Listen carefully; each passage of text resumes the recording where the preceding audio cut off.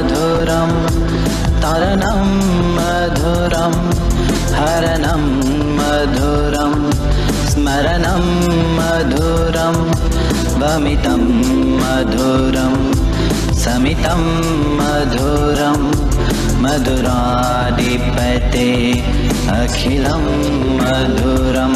His activity is so sweet, His liberation is sweet, His feeling is sweet, His loving thoughts are sweet, His offerings are sweet, His peacefulness is sweet, Lord of Vrindavan, Hari Govinda.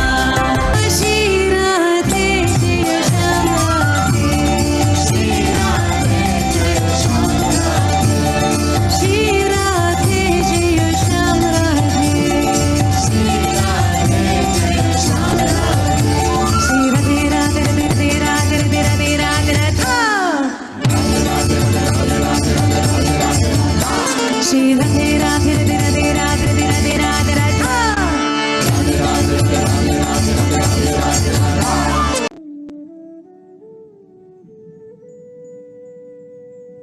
Well, the first time I met Guruji was in 2007, and I was waiting at the ashram in South Africa for him, and we were waiting for ages, and I tried to make sure I was like number 6 in the queue to first meet him before he came through the door. And after half an hour of waiting, the first person dropped out, the second person dropped out, the third person dropped out, the fourth person disappeared, and as he walked through the door, I was first in line. And all I could look at him and all I could do was smile, and he said to me, "Do I know you?" And I looked at him, I said, "No, you've never met me before." And he gave that typical Guruji smile where he shows his beautiful teeth, and you have this love and compassion flowing through to you that basically says, "I've always known you." Yeah. And I remember from that point to over the years to now, I would say his ability to really truly show how much he cares for me and how much he truly wants me to go back to Vaikuntha with him. That is how the relationship has changed. I'm conscious that in the beginning, the relationship, it's beautiful, but you're super unconscious of just how great he is and how much he cares for you and how much he actually wants you to become one with God. Now, after all this time, and I'm pretty sure anybody can attest to this, you realize just how much he cares for you. And when you realize that, you can consciously love him more and have gratification and gratitude for every small thing that he does for you. If you're feeling down and he just gives you a smile, it can pick you up in a second. If you're feeling lost or anything and he just says one word to you, but he knows exactly how to say it and when to say it, and it's that gratitude in the relationship now that I have for him for everything that he's done for me and everything that I know he will do for me. That's for me how the relationship has changed. I've become more conscious of how beautiful he is, which allows me to actually appreciate him more. Yeah. When he told me that, I was so excited. I was like, yes, self-realization, enlightenment, in the bag. I mean, I'm going to be a monk. Seriously, 2-3 years, I'll be free. Oh my God. So, how has Guruji changed my life? Well, he's changed my life completely. Like, to say this way or that way, I mean, this talk could be like 7 days long. But the most important thing is he changed how I view love. Before, I thought love was attachment. I thought love was Maya. I thought love was the opposite of something spiritual. Because as I experienced family love or human love when I was younger, I thought that it only created more suffering and more attachment to the world. And I thought that to attain God, to attain freedom, one should, sever all attachment, all love to people. And watching Guruji over these years, I've realized that's not the case. Yes, we shouldn't be attached, but love is not attachment. Love is beyond everything. As Guruji said himself, it's love that expands ourself from this to something bigger, to my friend, my family, and eventually the entire world. And by doing this, we become free. Because the opposite of freedom is selfishness. And love is what makes us selfless. And that's what I see with Guruji every single day. He completely forgets about himself and always thinks about the other because he loves. A small teaching he gave some years ago was, he said, look, if you have your favorite food in front of you and you're sitting with a person that you love, even though it's the last piece of this favorite food, a cake, cookies, whatever, you are more happy when that other person has it. But this doesn't make sense from a mental or even a biological point of view, because why should I have pleasure when this other person is having my favorite food? When it's in their mouth, I'm not tasting it. When it's in their stomach, I'm not satisfied. But yet, through love, I'm able to expand myself and be happy when they're happy. And this is the essence of self-realization. This is the essence of God realization, of selflessness, of egolessness, is expanding myself beyond this mind, this body, to the people around me. Because God is not just up there. He's not just far away. He's not just in the clouds looking down on us, judging if what we do is right or wrong. He's everywhere, and he's in everybody. And if I want to be free, if I want to be happy, all I need to do is love.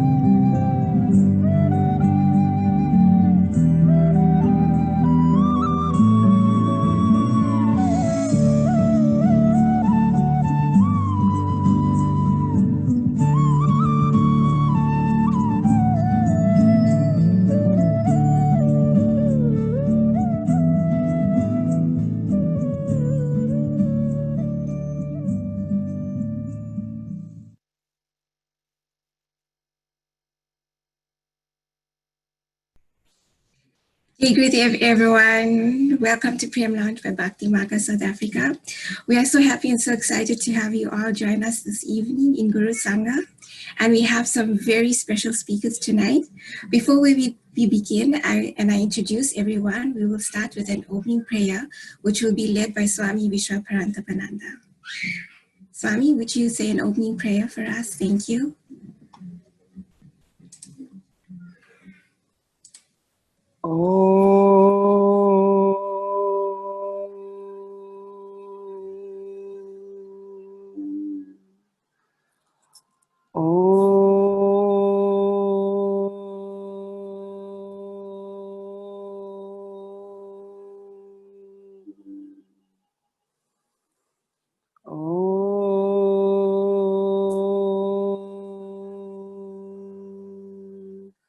Ajnanaatimirandasya Jnana Jana Shalakaya Chakshurunmilitam Yena Tasmai Shri Guruve Namaha. He Krishna Karuna Sindhu Dinabandhu Jagatpate Gopesha Gopika Kanta Radha Kanta Namostute Tapta Kanchana Vrindhi Rishabhanusute Devi Pranamami Hare Prem Hare Ram Ram Rama Hare Hare Hare Krishna Krishna Krishna Hare Hare Ya Kunderu Tushara Haradhavala Ya Shubhra Vastravrita Ya Veena Varadanda Manditakara Ya Shweta Padmasana Ya Brahma Achyuta Shankara Prabhiti Devi Sada Vandita Samam Patu Saraswati Bhagavati Buddhi Pradam Sharade Buddhi Pradam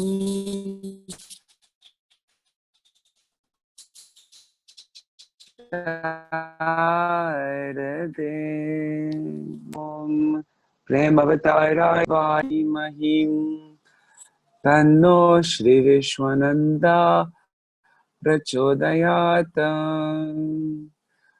Om Prem Avataraya Vidmahi Satgurudevaya Dhimahi Tanno Shri Vishwananda Prachodayata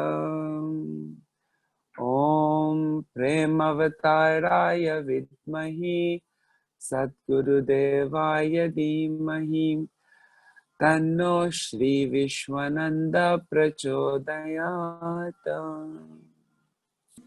Thank you, Swamiji. So for those that are joining in and are new to Bhakti Marga, Bhakti Marga is founded by our beloved Sadguru Paramahamsa Vishwananda. The Bhakti path, a path of devotion, is a journey from the mind to the heart, and it is centered around developing a personal relationship with the divine. Connected to the worldwide Bhakti Marga family, Bhakti Marga in South Africa supports Swami Vishwananda in his mission to spread Bhakti to humanity. Guruji has been giving darshan and visiting South Africa since 2002.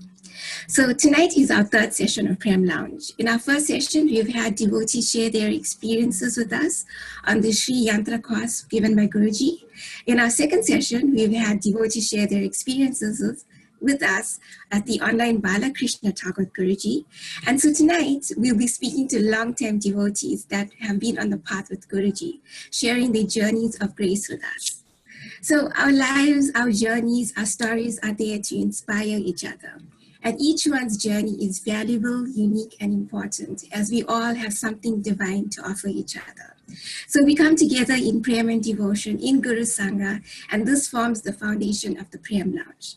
It's a safe space where we can learn, love, grow spiritually on the Bhakti path, have Sangha, cry tears of Bhakti together, all dedicated to the lotus feet of our Sadguru. So tonight we have 4 speakers. Swami Vishwaparanthapananda, Kalindi, Laraine, Levitan, Pam Singh, and Chakradhara, also known as Dr. Jeevan Reddy. So in tonight's program, we will listen to the spiritual journeys of each speaker. We will also have a question and answer session. So if anyone has any questions, please send it to us on the chat. If anyone likes to share an experience at the end, you can indicate to us and we will unmute you. The reason why we have everyone muted is not to disturb the speakers. And we will also have a fun sharing session of going back in time, looking at early pictures and moments with Guruji. So let me introduce our first speaker, Swami Vishwaparanthapananda. Swamiji is joining us from India, Vrindavan, and we are so grateful to have him on this meeting. He's a direct disciple of Guruji and has been with Guruji since 2002. He travels a lot spreading Guruji's mission, but he's loved dearly by us South Africans. Swami is a teacher and expert in conscious cooking.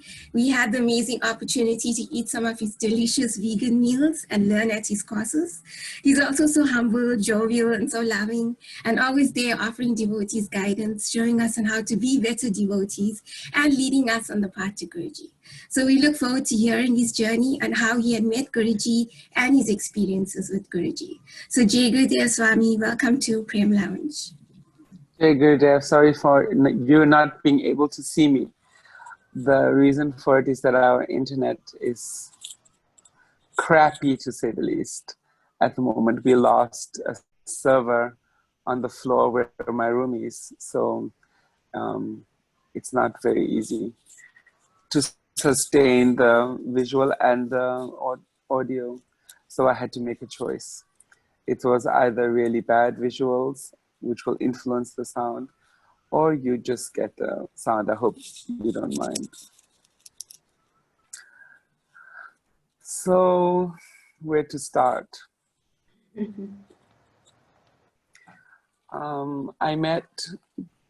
So I'll start with the story before I met Guruji. So I met, my spiritual life begins actually when I was 6 years old.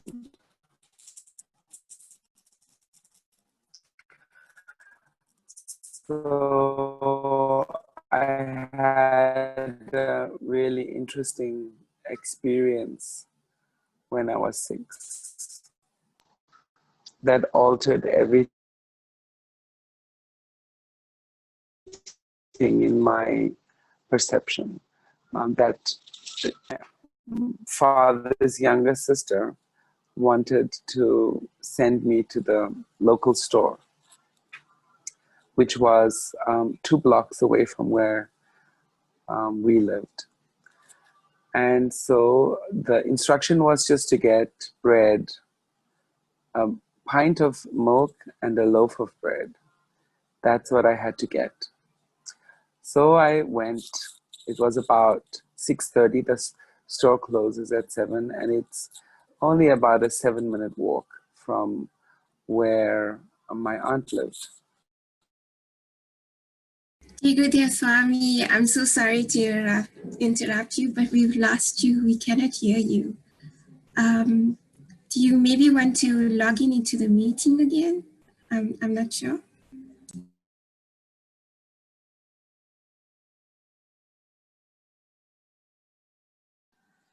I'm here. Okay, I just moved into a different place where there is Wi-Fi, so I'm going to switch it on. Sorry for that. Can you all hear me? Can you hear me? Yes, Swami, we can hear you. Thank you. Okay. So I reached to my aunt's house, and no, before reaching to my aunt's house, I get to the corner of the 2nd Avenue as I'm walking, and suddenly the strangest sensation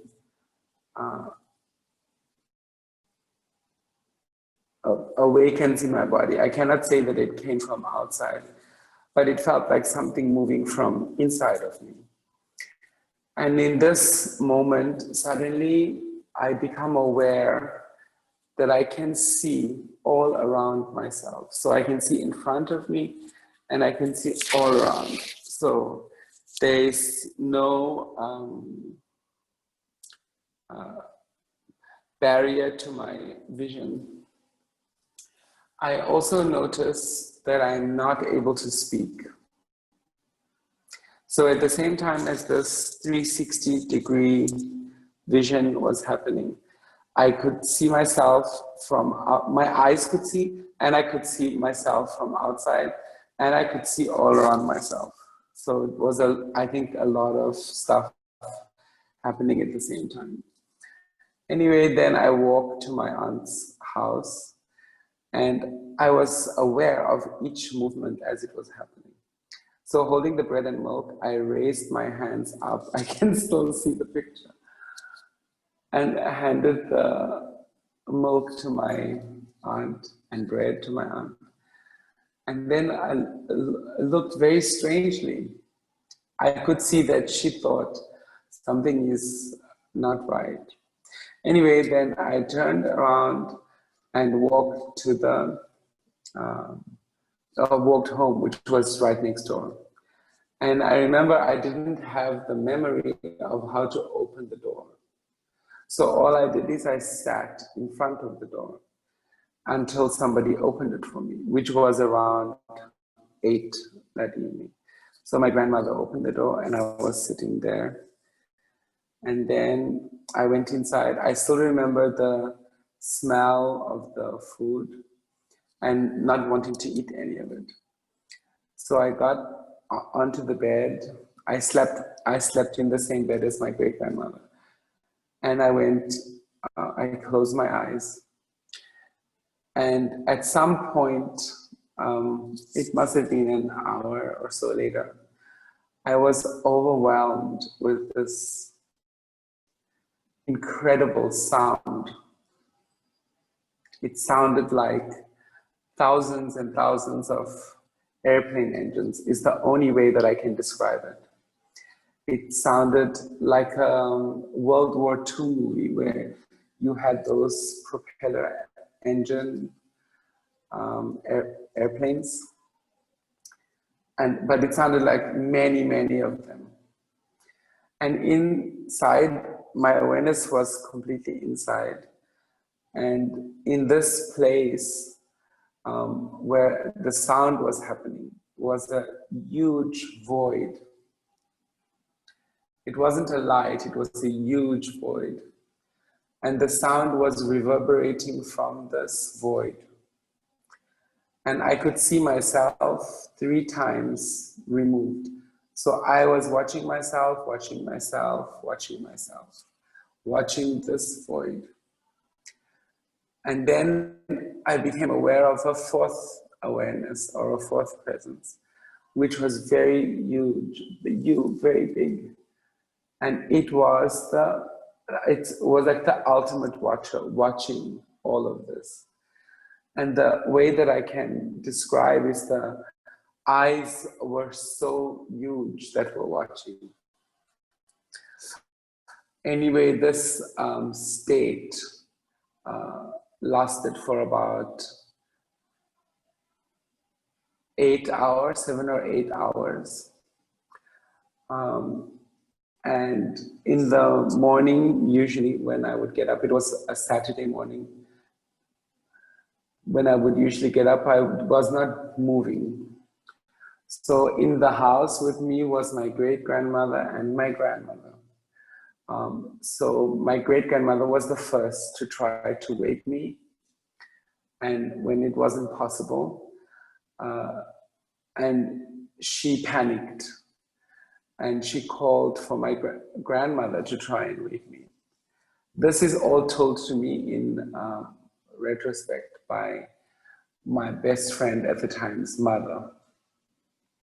So when neither of them could wake me up, my great-grandmother sent my grandmother to call my best friend's mother.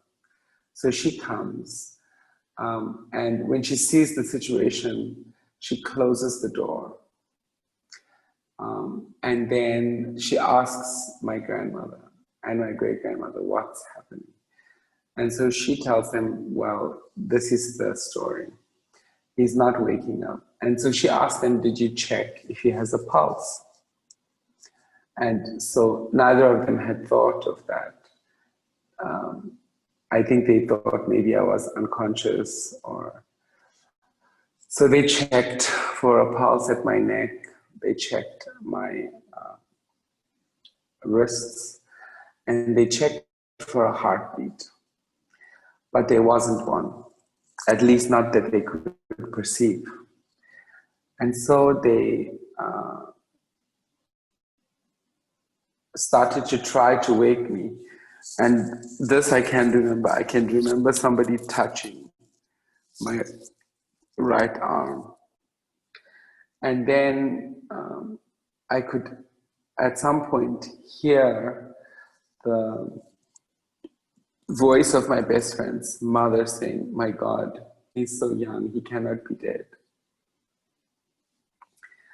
And the sound, I just kept going back into this, the awareness of the sound, and seeing these 3 parts, 4 parts.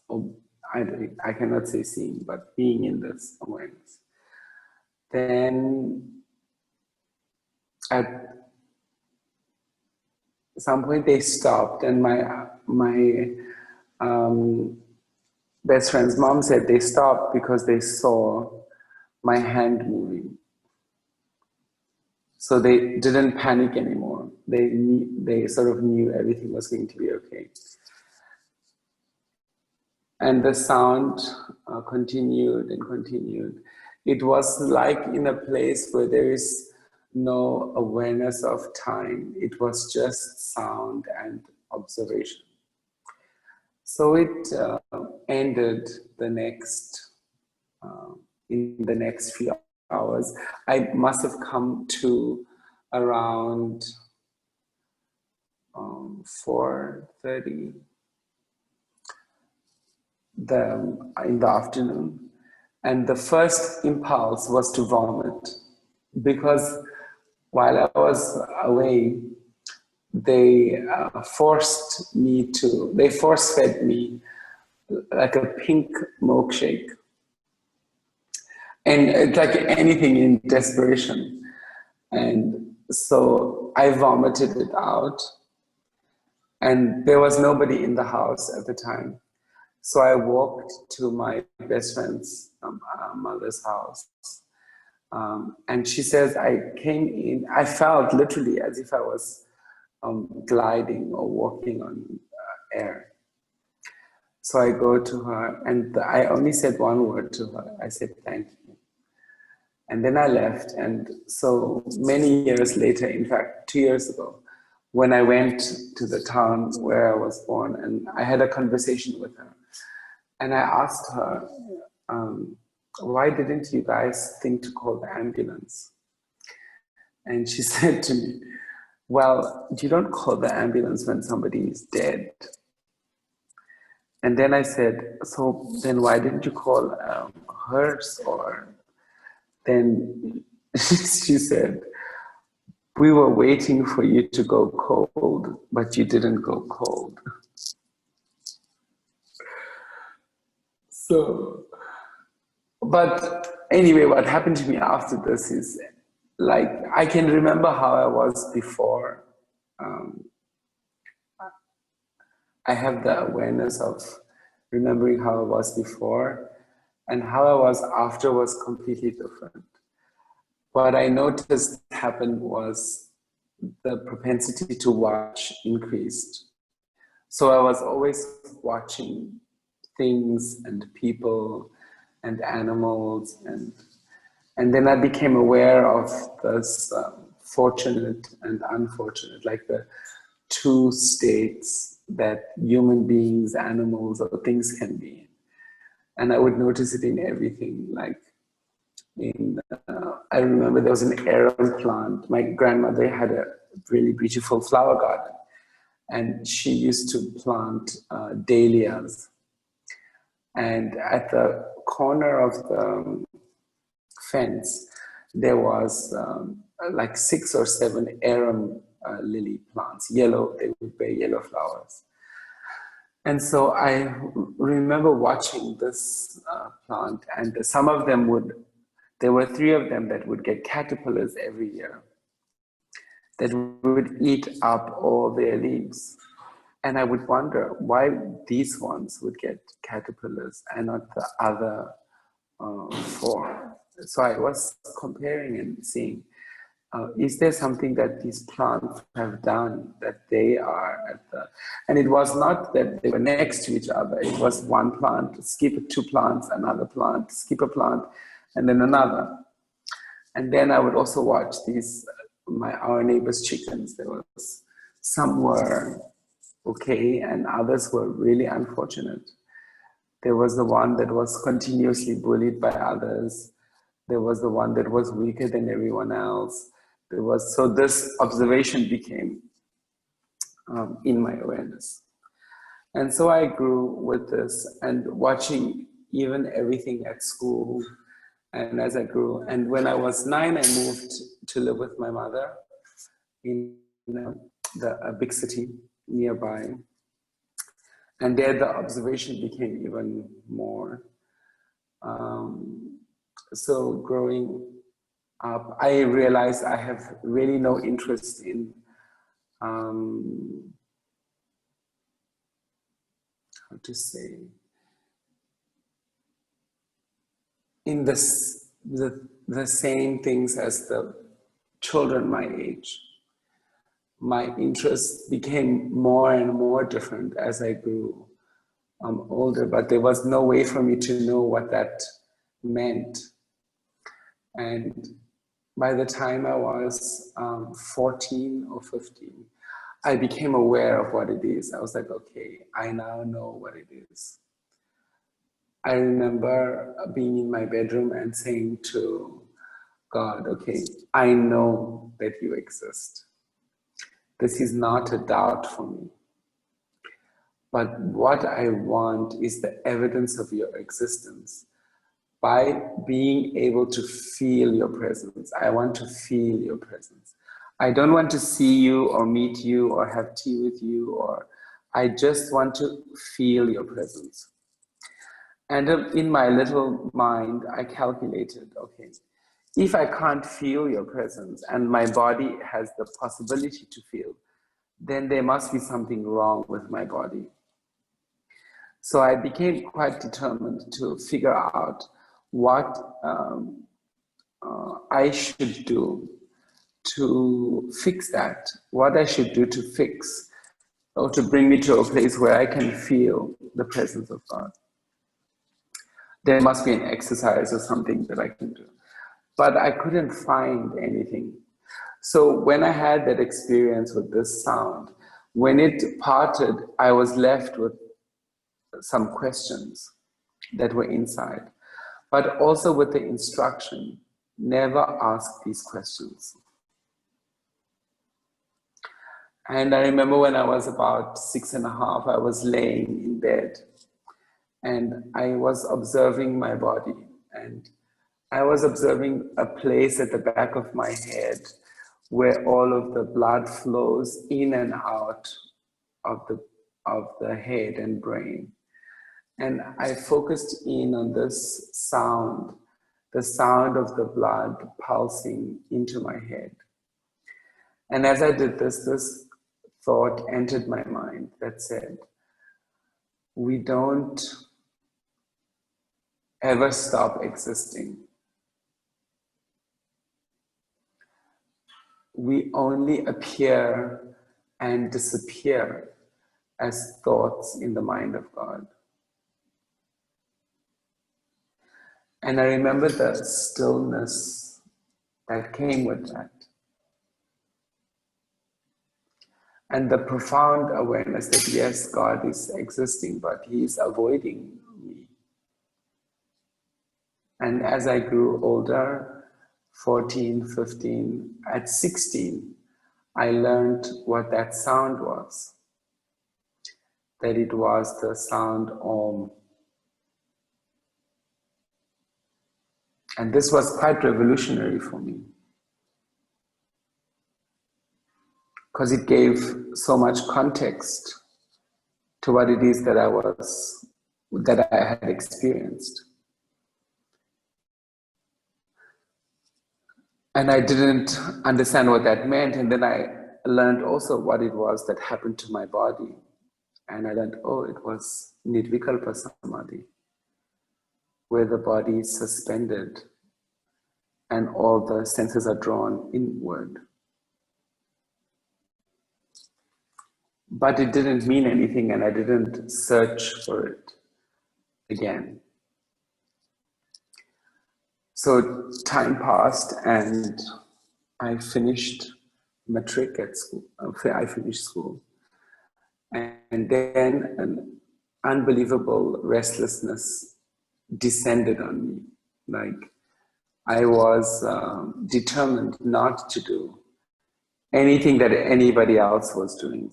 So I didn't want to go to university. I didn't want to have any of the options that were available. And so I knew I had to leave. So the only place I could think of to go was back to the place that I was born. So I left. And it's there that my spiritual journey started. One after the other, the healing teachers, that became my means of connecting, was through different modalities of healing. So I've studied every conceivable that I could access every conceivable modality of healing, from teachers that come from all over the world, but amazingly live in South Africa. So the journey led me, and one after the other, they appeared and gave, and many of them, it was quite amazing. Many of them didn't want to receive any remuneration for what it is that they were giving. And I formed really lasting relationships with them even till now. They really are my very good friends, and all of them have come to meet Guruji in darshans. But why I'm telling the story is to show, sorry to revert. So I fast forward to when I'm about 21, 22. So by now I've already I've been studying different modalities of healing since I was about 19. So I finished several modules of healing, and I was transitioning from one teacher to the next, because my determination was that I would not learn anything completely from one person. I would have to form a complete picture by taking knowledge from 2 or 3 different people. And so that's what I did. I took the different levels of the modality that I chose from 3 different teachers, and then 2 subsequent teachers after that. And that really helped to shape my view of what makes us ill, what makes us happy, what makes us unhappy. And I started to apply all of this to myself, and then to see, okay, this is why I cannot feel the presence of God, because these factors are there. I'm holding on to so many things. I have this much fear. It was an incredible journey. So when I had done a lot of the work on myself and the way that I perceive and how I feel, and a friend of mine in Johannesburg, which I was visiting at the time, she suggested that there's this incredible center in Johannesburg called Vision Lodge, and why don't you go there and see if you can do anything there? You have all this study and all this skill, and now I'm about 22, going to turn 23, and so I go and I speak to the owner, and she says, "What do you do?" And so I say to her, "It's useless to say, I can show you." And so I showed her, and she was like, "Okay, you can start tomorrow." And so she explained how it works, and I started to work there and to build a clientele. And at the same time, I was studying as much more as I can. So then the owner of the center went away in 2002. It was February, March. And she said, can you please watch the center? With a friend of hers that was in between houses. So she came to stay at the center. And she had done a workshop with the first people that had invited Guruji to South Africa. And so when Guruji decided to make his first trip to South Africa in 2002, she received an email from from the woman who was involved in the organizing team. And so I was walking into the office as she was reading the email to the secretary. And I said to her, oh, that sounds really incredible. So remember, there were no devotees in South Africa, no face to Guruji. Not even his name was mentioned in the email. Just a young saint from Mauritius, that's all that it said. So I said, I would really like to come to whatever it is that is happening with you. So she said, cool. And this was 2 weeks before Guruji arrived in South Africa. And his first ever darshan was at the Ishta School of Yoga in Ilovo in Johannesburg. No, in Athol, not in Ilovo, in Athol. And that was 1 block away from where I was staying at the time, house sitting. So I could walk there and I could walk back. So the first darshan was supposed to start at about 3 in the afternoon, but Guruji was 3 hours late. But he wasn't really late. He was in the building and he was watching everyone from a one-way mirror. So from a one-way glass, he could see everybody, but no one could see him. And he was waiting. And I was sitting in about the middle of the room and I didn't speak to anybody, but everybody who was there were people from the same fraternity, like different healers, yoga teachers, and like this kind of people, therapists were there. And so I sat in the middle of the room and my eyes were closed and we were just waiting. And I knew he was in the room because the chatter stopped. And when I opened my eyes, there he was standing on this short stage. And suddenly I remembered him. I recognized him and I instantly remembered him. I remembered him from my sleep because every day since hearing that he was coming, I dreamt about him, but I didn't have any context, any visual context. So only when I saw him was the link made to the dreams that I had. And what I did is my usual. I sat and I just observed him. I observed how because really it was also his first public darshan, actually. He had done darshan for small groups of people in the houses of devotees or friends before, but he had never done a public darshan. And this was his first public darshan. South Africa is full of firsts. So it is the first place that he gave Om chanting was in South Africa. It's also the first place that he gave the Trinity meditation is in South Africa. And several other things happened for the first time in South Africa than anywhere else. So then I was observing. So what I was observing was how he looked at everybody in the same way. He loved everybody the same way. There seemed to be no discrimination based on the way people looked or their sex or their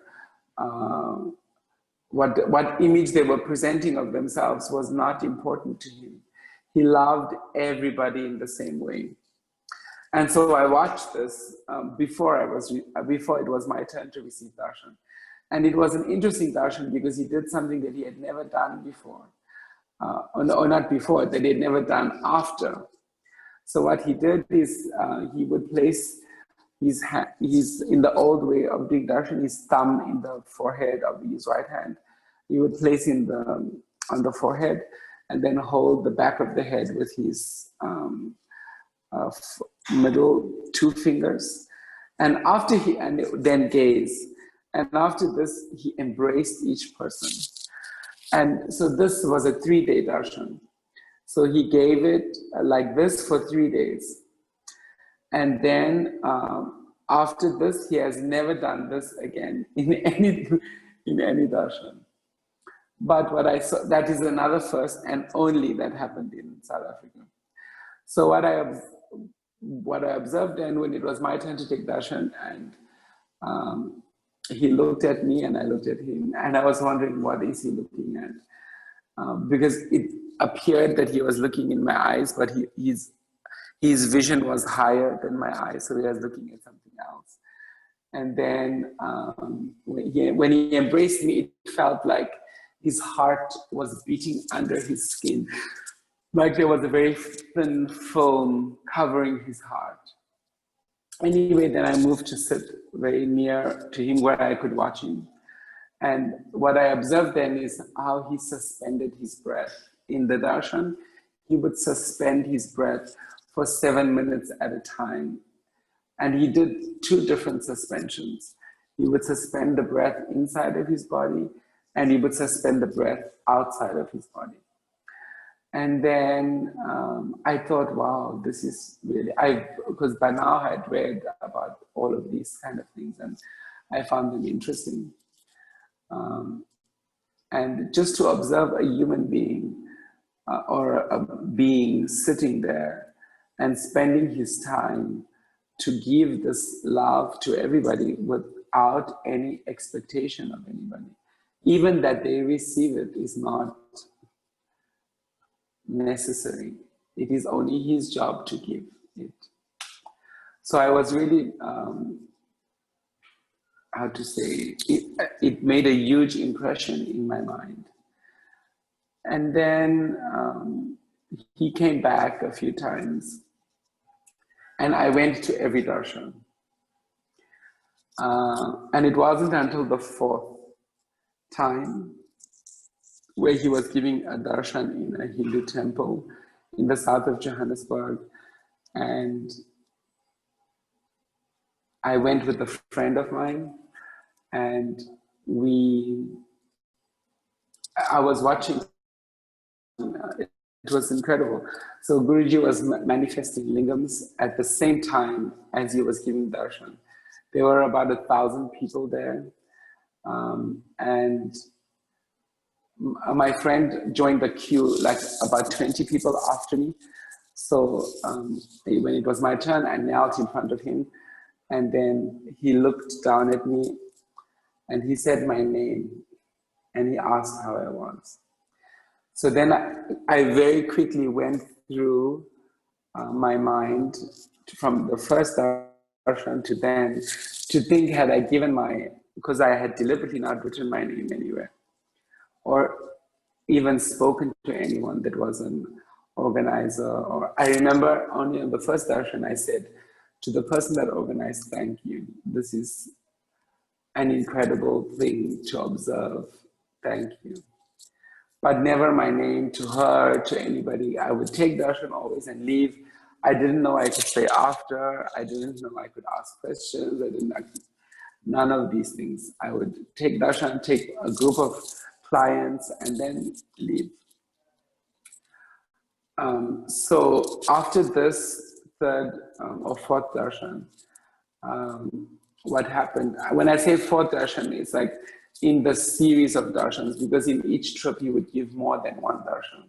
So I would go, but this was the 3rd trip. And then, so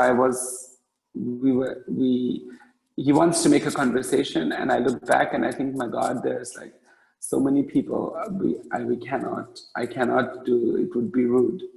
So I excuse myself and I leave. And then my friend takes darshan, and then we both leave. And we try to. He was going to pick up his girlfriend somewhere, and then, but we tried to leave the neighborhood. And for about 3 hours, we couldn't. We kept going in circles. Eventually, we left. He fetched his girlfriend, and he dropped me at the place I was living. And then he, in the morning, I was getting everything ready to prepare lunch. And the vibhuti that he had given in the darshan was on the counter in the kitchen. And I remember the smell of the vibhuti was so strong, it filled the whole room. And I started to cut onions and all the things that were required. And the smell of the vibhuti was more than the smell of the onions, even it was so strong. Then as I was standing there, I heard his voice. Because before he would not speak much, he sang a few bhajans. And he never spoke really. And I never had an interaction with him until this in the darshan. And so I heard his voice in my right ear. And very gently it was saying a name, as if it is my name, again and again. And I was like, oh, okay, that's interesting. And I carried on cutting the onions and doing what I had to do. The next day, I was in the bathroom on the loo. And again the same, but this time with so much force. And the same name together with a surname, he was saying again and again in my right ear. And the feeling was, I must contact whoever it is that's organizing. I have to speak to them. So I reached for the flyer and I called the person, and she said to me, he has just left. He left this morning. I dropped him at the airport. And then she said, I'm exhausted. I can't see anyone. And I said, please, you have to.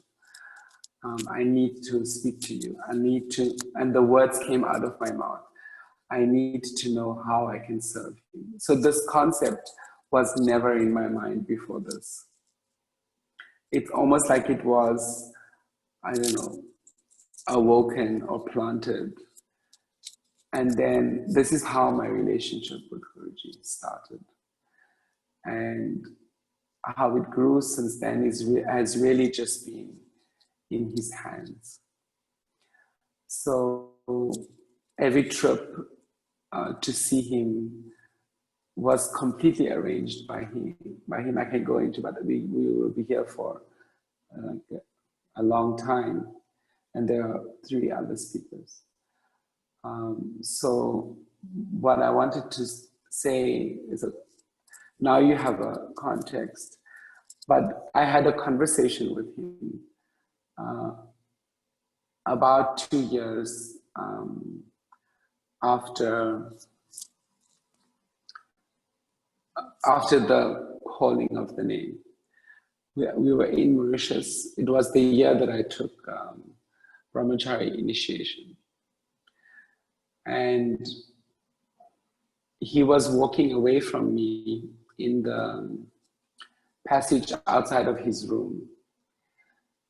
And I said, I asked him this question about what happened to me when I was 6. And his answer was really interesting. He said, that's when I first became aware of you. So imagine, he was also 6 at the time.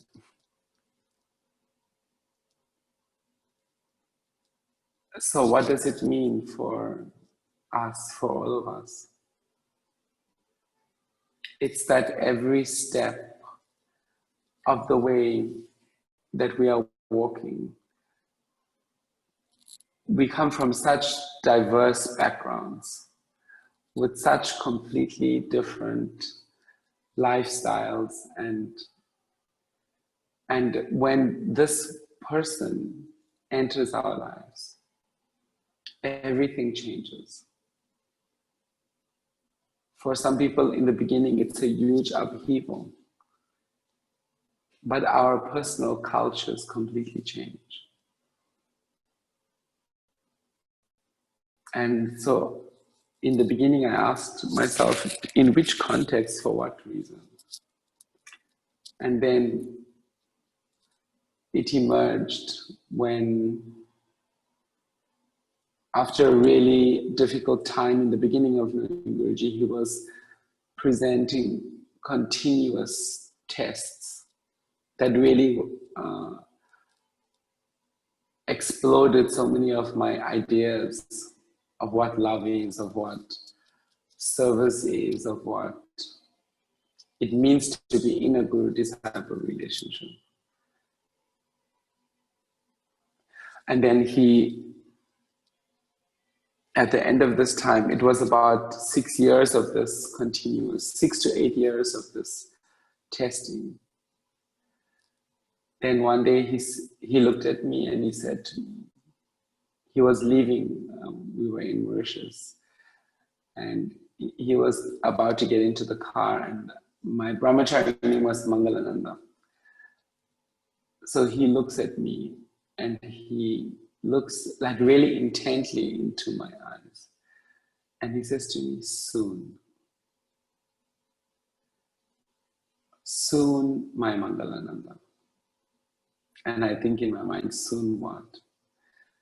Because what I'd become accustomed to is every time I saw him, okay, I have to be ready. All this stuff is going to come to the surface and it's going to be a rough ride. So the next time that I saw him, when he came to South Africa, it was completely different. And this,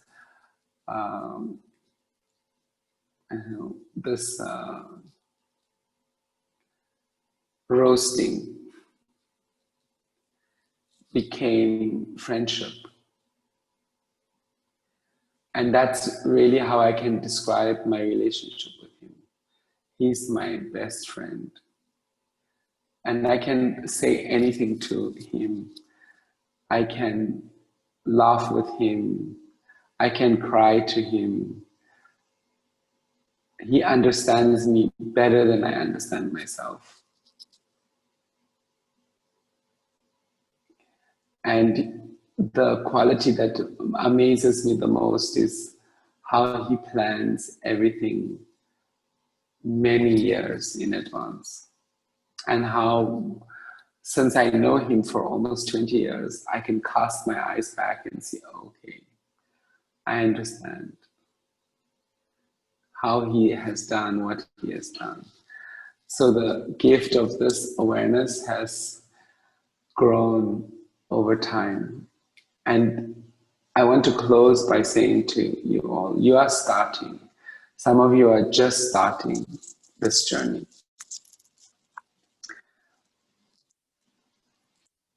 The amazing thing that he gave to me is that I never had any expectations.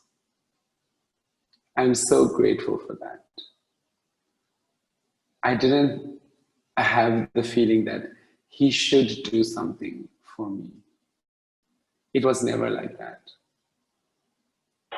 And when I look back, he was continuously the one rendering the service to me. To literally take my awareness from where I thought it was pretty jacked to the place where I could see with so much clarity, so much more concise, so much more. And that really affected my willingness, because then I became willing. And even still, there are difficulties that happen, because there are some things that I'm unwilling to do or feel, and then he always pushes me to confront whatever I have to, whatever is difficult for me, to go past what is comfortable for me. And that really can only happen when there is trust. So the advice I can give to you, if you are new to this guru-disciple relationship, is like that. Have no expectations of what he should or shouldn't be, of who he is or who he isn't. Allow him to give the experience to you. And then you will see abundantly how, without your request, he is doing so many things. We think we are servants. I think that I have no idea how to serve or how to love anybody. It's really him who shows, who inspires, who expands each of our ability to be more of ourselves. So that's what I've received, and so many more things, and there are so many more stories and miracles that he has given. But what it takes in the beginning is determination. You have to be determined and you have to be courageous, because whatever is inside us really is, whatever the difficulty is, pain, whatever we are going through, is there to give us the awareness. And that's what I've gained from knowing him, and he has let me get away with anything. And I'm so grateful for that. And so I encourage you in the same way. In the beginning, it will be all, oh, he's so amazing, I love him so much. Until you see something about yourself. I remember I said to him once, I love you so much. And he looked at me with a blank face and he says, yes, that's easy. You should try to love yourself. That's not so easy.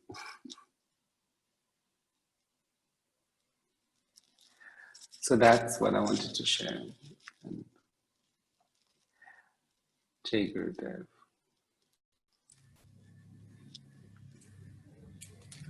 Wow, Jai Gurudev Swami, thank you so much for sharing. So we have some pictures here of you and Guruji, and we was wondering if you can share a little bit about these pictures with us, about these treasured moments. So I've just labeled them so you can refer to them. There's some like old and new pictures. Okay, cool. So number one is my brahmachari initiation. When I sent this picture to Guruji, because I just recently, somebody sent me these pictures, a devotee from the UK sent all these pictures to me. She was there at the time.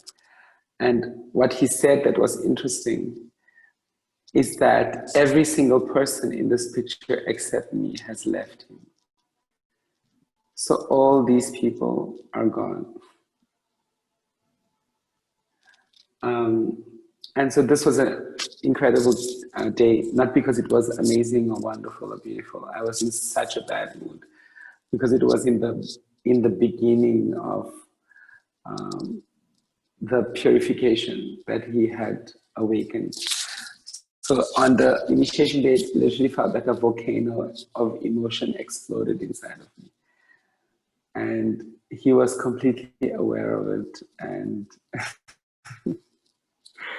and he egged it along. And so it's like, grow up, become more yourself, don't pretend. So that. And then the second picture was my first Shivaratri with Guruji in Mauritius. And this picture was taken by Devangi.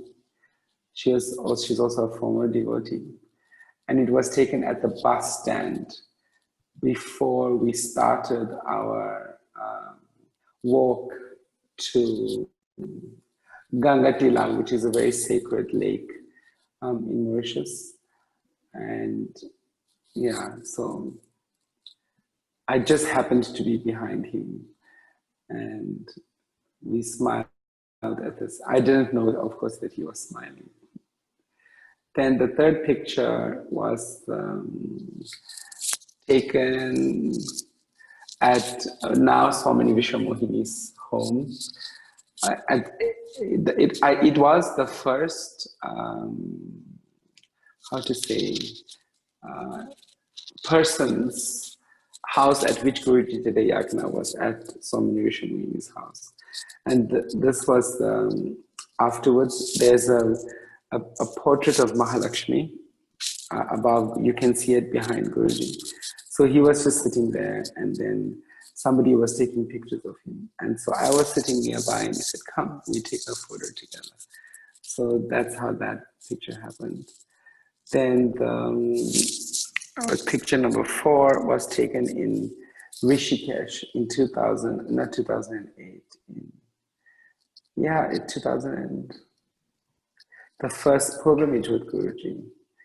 In 2004, first pilgrimage with Guruji, we traveled for about 6 weeks together, from South India to North India.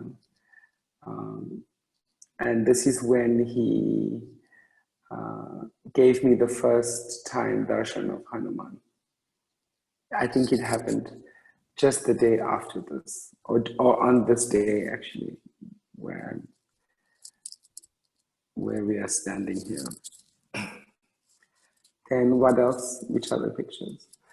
Okay, picture number 5 was taken at the beginning of lockdown, during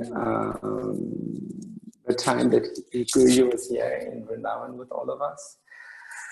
And he was talking about something, and he was standing very close to me, and I just pulled him and I grabbed him and I embraced him. And somebody happened to be taking a photograph. And picture number 6 is taken in Barsana, which is the place where Srimati Radharani lived. And it is after we had taken darshan of Srimati Radharani, and we had come down the stairs. So he wanted to drink a chai, and it was when he was waiting to drink the chai. He was there and I was there, so I did that. And the picture number 7 is during Just Love, about 3 years ago. And we were just having a conversation about something. And I was laughing and he was laughing. And it's so dear. Again, somebody snapped without us knowing. Picture number 8 was the first satsang during the COVID-19 pandemic. He gave the first virtual satsang. And I was there sitting and listening to him. And so I think he had a headache, and he asked me to press his hand. So I was doing that. And then he turned it into, do you need me to help you to get up? And then next.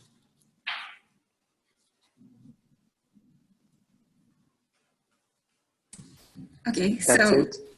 Yeah, that's it. Okay, so thank you, Swami, for sharing with us. We will have you back for some questions.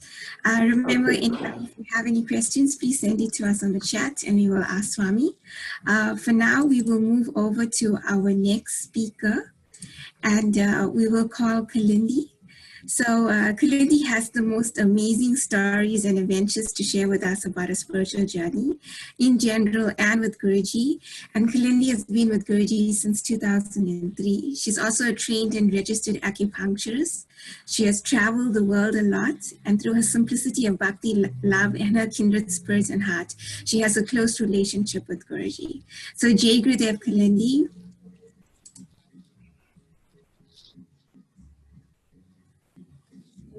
Unmute. Is that what I need to do?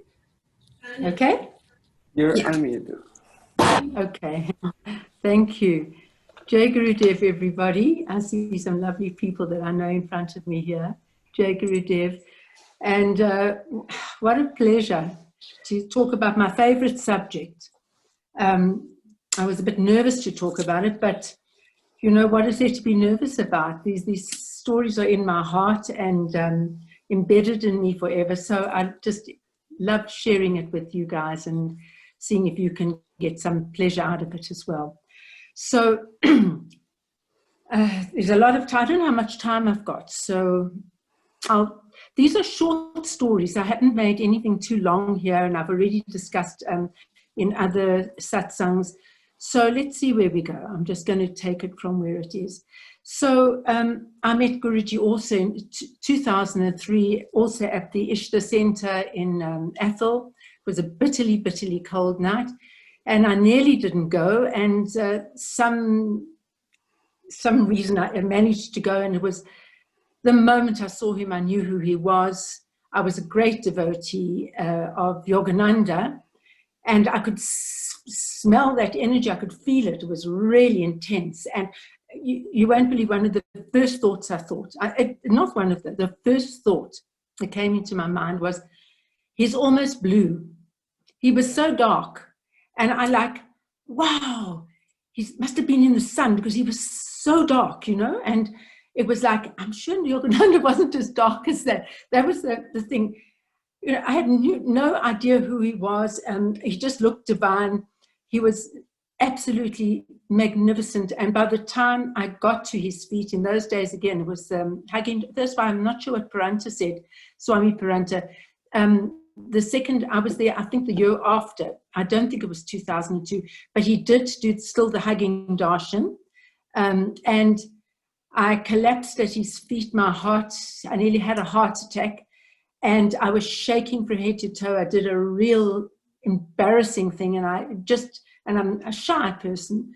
And anyway, I had to pull myself together, I had to catch my breath, and that was my first introduction to him. And I knew there was no way in the world I could not see him again.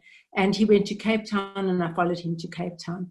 But I'm now don't want to use too much time telling other things. So he came to my house. My house was used very much in the beginning as a center because I had a big house, and I never knew why I planned such a huge entrance hall, but it wasn't me who did anything. I know it was him.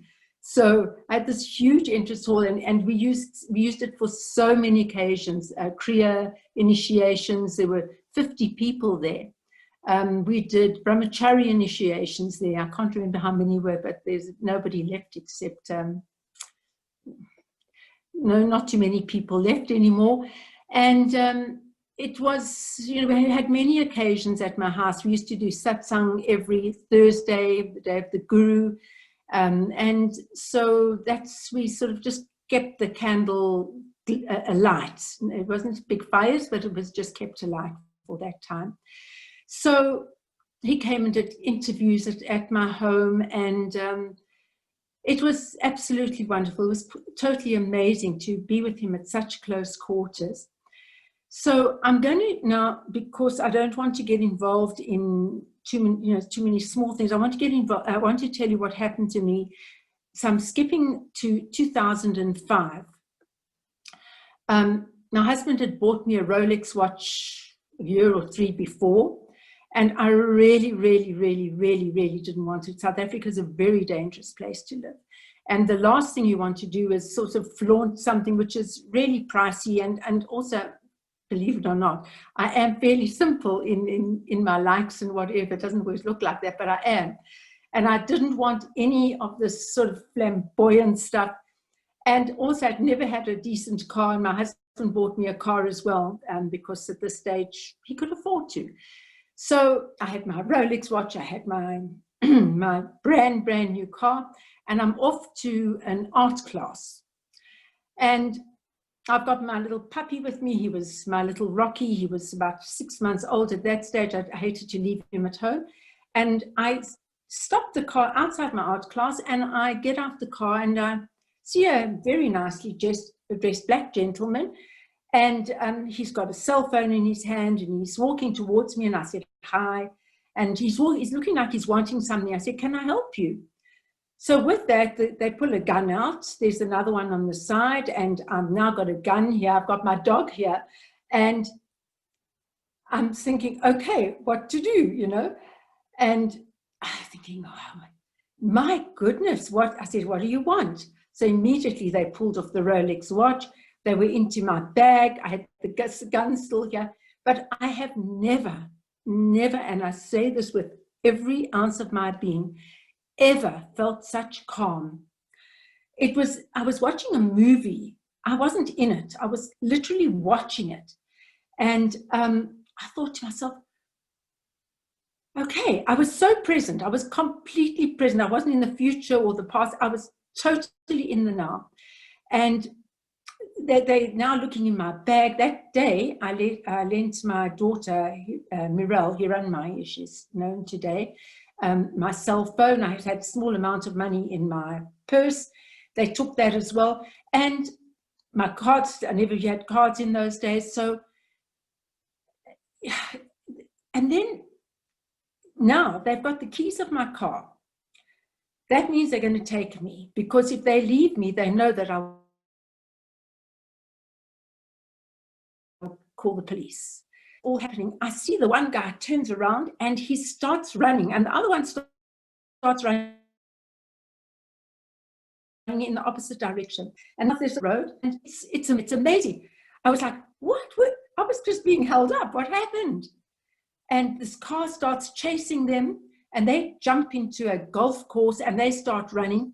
And I hear gunshots and things are happening. There's crossfire happening. Anyway, it was amazing. These people came, there were 3 men. And before I knew it, in South Africa, they don't give one damn if you're being hijacked or whatever. We were in the heart of hijacks in those days.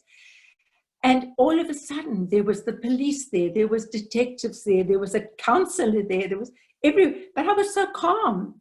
And the people from my art class came out, and everybody was shaking and neurotic and nervous. And my hands were literally like a surgeon. I could have done an operation. I was so calm. Then they told me, I will need this, I will need that, I will need therapy.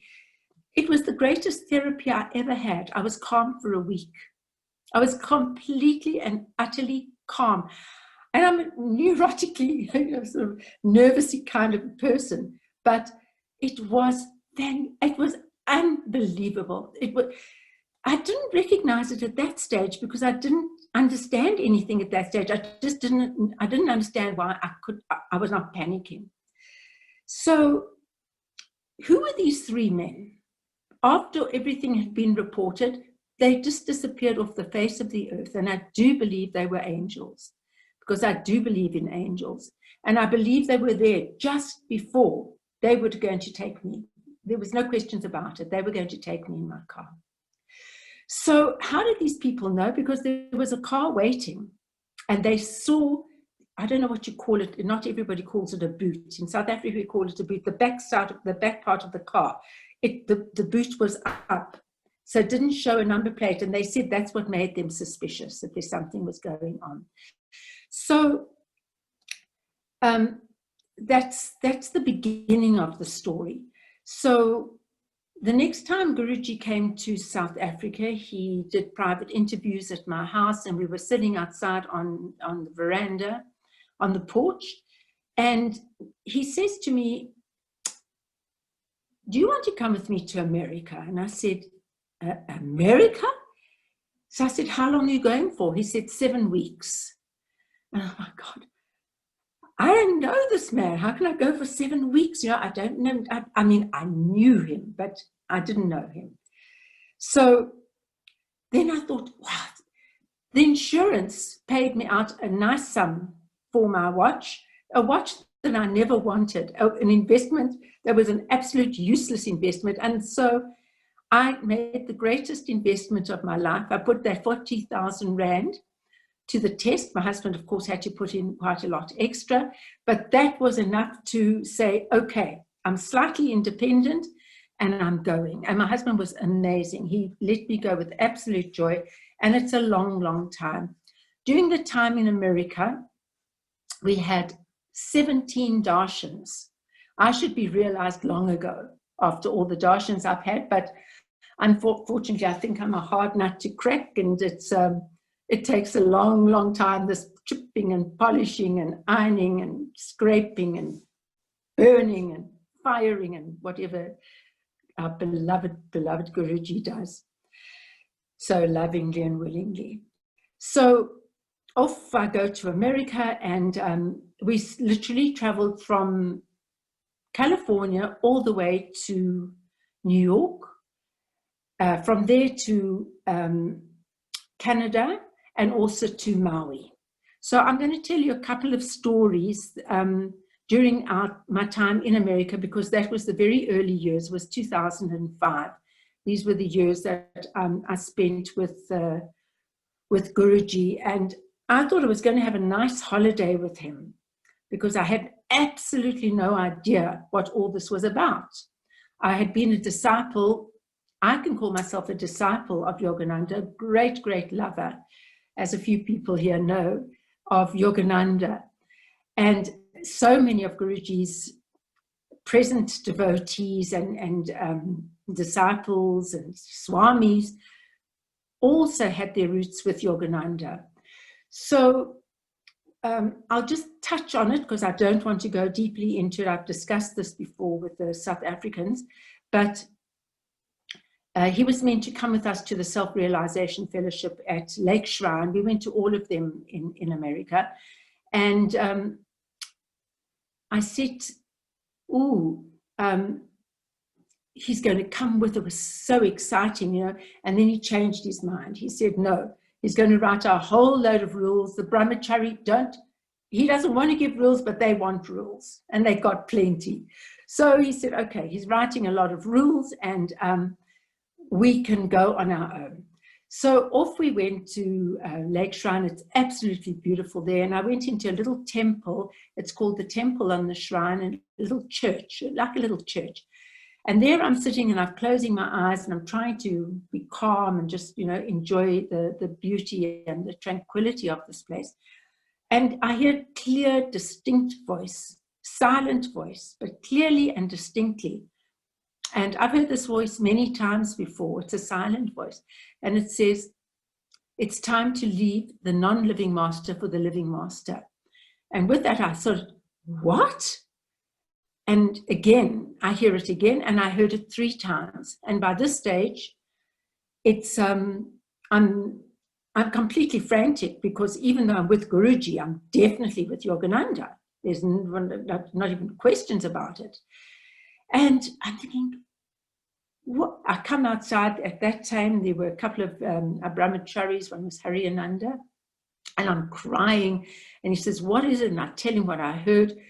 And it's the strangest thing. From there, we went to Forest Lawn Memorial, where Paramahamsa Yogananda is placed in the wall, in a sarcophagus in the wall.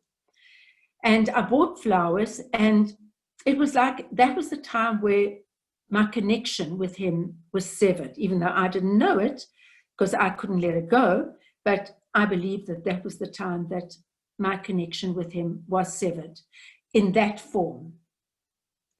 And so it's another long story, but where should I just go from here? So I was walking down the path. Guruji was unapproachable for 3 days. He saw how emotional I was, and so there was no way I could make any connection with him. He's a master at disappearing or not seeing you even if you're there. He's masterful at that. And then I cried for 3 solid days. And then one day I was walking down the passage, and of course I had to bump into him. And he looked at me and he said, why are you so sad? My name was Laraine then.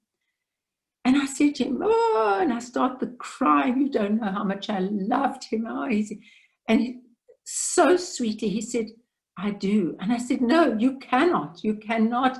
My heart is breaking. I said, who was that? Who told me that? And he tells me it's Babaji. So it was such a sad time. It was absolutely heartbreaking. And then he looks at me and says to me, you know, you're crying for nothing. And I said, and I start again. He said, it's an illusion. He said, I'm here. I'm here. And You're crying over something that doesn't exist. And I still couldn't get it. I still didn't get it. It was 20 years ago, well, close to. And I still wasn't spiritually mature enough even to begin to understand it. Anyway, we carried on with the trip, and it was amazing. And what's the next thing I wanted to talk about? We went to, I've never been my glasses and I might be able to see something. So we went to Maui. This was really interesting because in Maui, there was a darshan there, and there was the great soul, Ram Dass. He had just had a stroke, and he had just been about a year, he was completely incapacitated. He had no barely use of his hands. His mind was focused and sharp, but he was unable truly to speak a few words, but it was such an effort to talk. And I had the pleasure of wheeling him in his wheelchair to go and get a darshan with Guruji. Unfortunately, I don't have a picture with Guruji and him, but I do have a picture of myself, and I'm sure Marilyn will put it on just now. And it was absolutely amazing. Guruji took his garland off and he placed it on him, which was so beautiful. And then he invited us back to his house. And I was looking at his altar and I saw, what, George Bush on his altar? George Bush, the president. And I said to him, what? I mean, I see Neem Karoli Baba, I see Meher Baba, I see the sense of self-realization, but definitely George Bush. And he made me laugh because he said, you know, he had a tremendous dislike for George Bush. And he said it wasn't good because you should see God in all, but he couldn't see him. So he put him on his altar.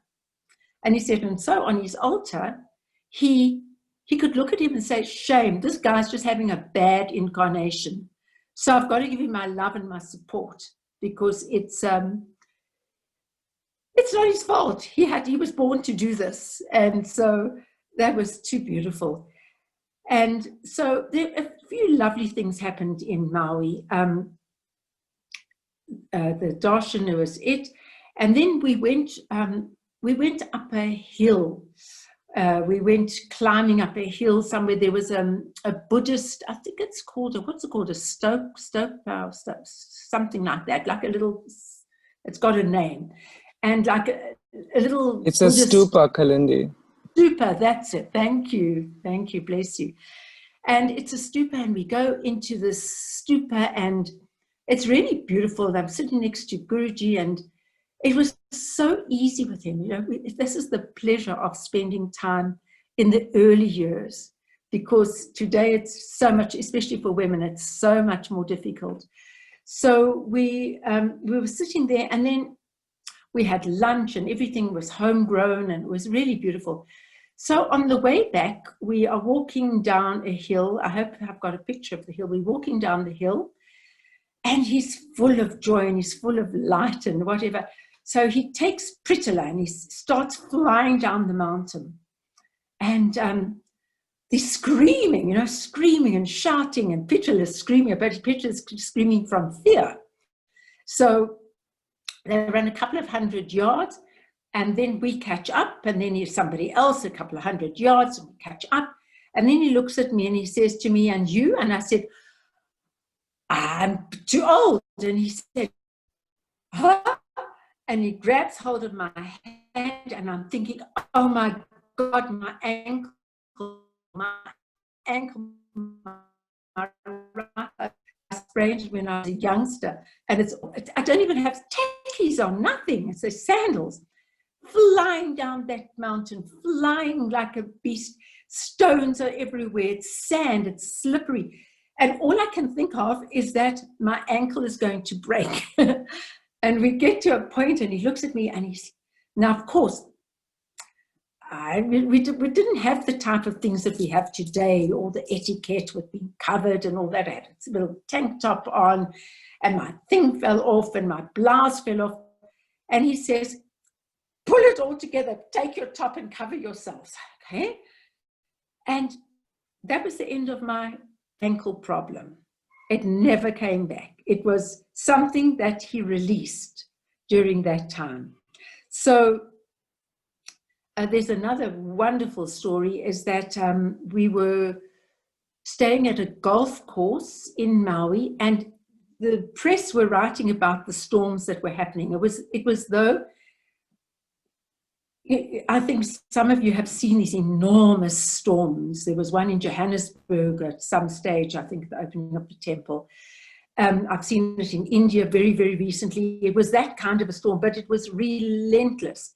So when we got to this place that we're staying at, like a hotel accommodation on the golf course, so we packed, and then we walked undercover to the men. We had to cross a bit of the golf course, and then the rain started. But it was unbearable. It was absolutely unbearable. And the radios were talking about, the televisions were talking about it. So it's now 3:30 in the morning, and Guruji says, okay, good night, ladies. And we said, what do you mean? Well, it's time to go to bed. Well, we know that. We've been waiting for hours, because the guys are having fun as always.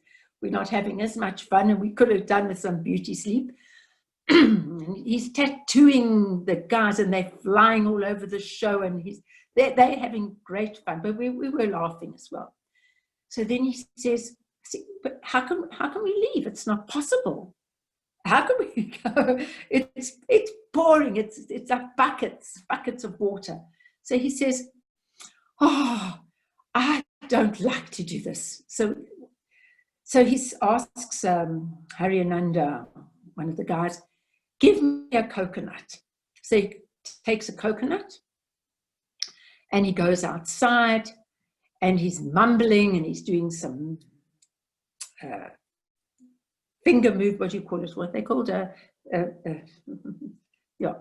And he's busy, and he's grumbling, and he's talking, and he's praying, and he puts the coconut outside. He opens the door, he looks at his watch, and he says, in 1 minute it will stop, and in 3 minutes it'll start.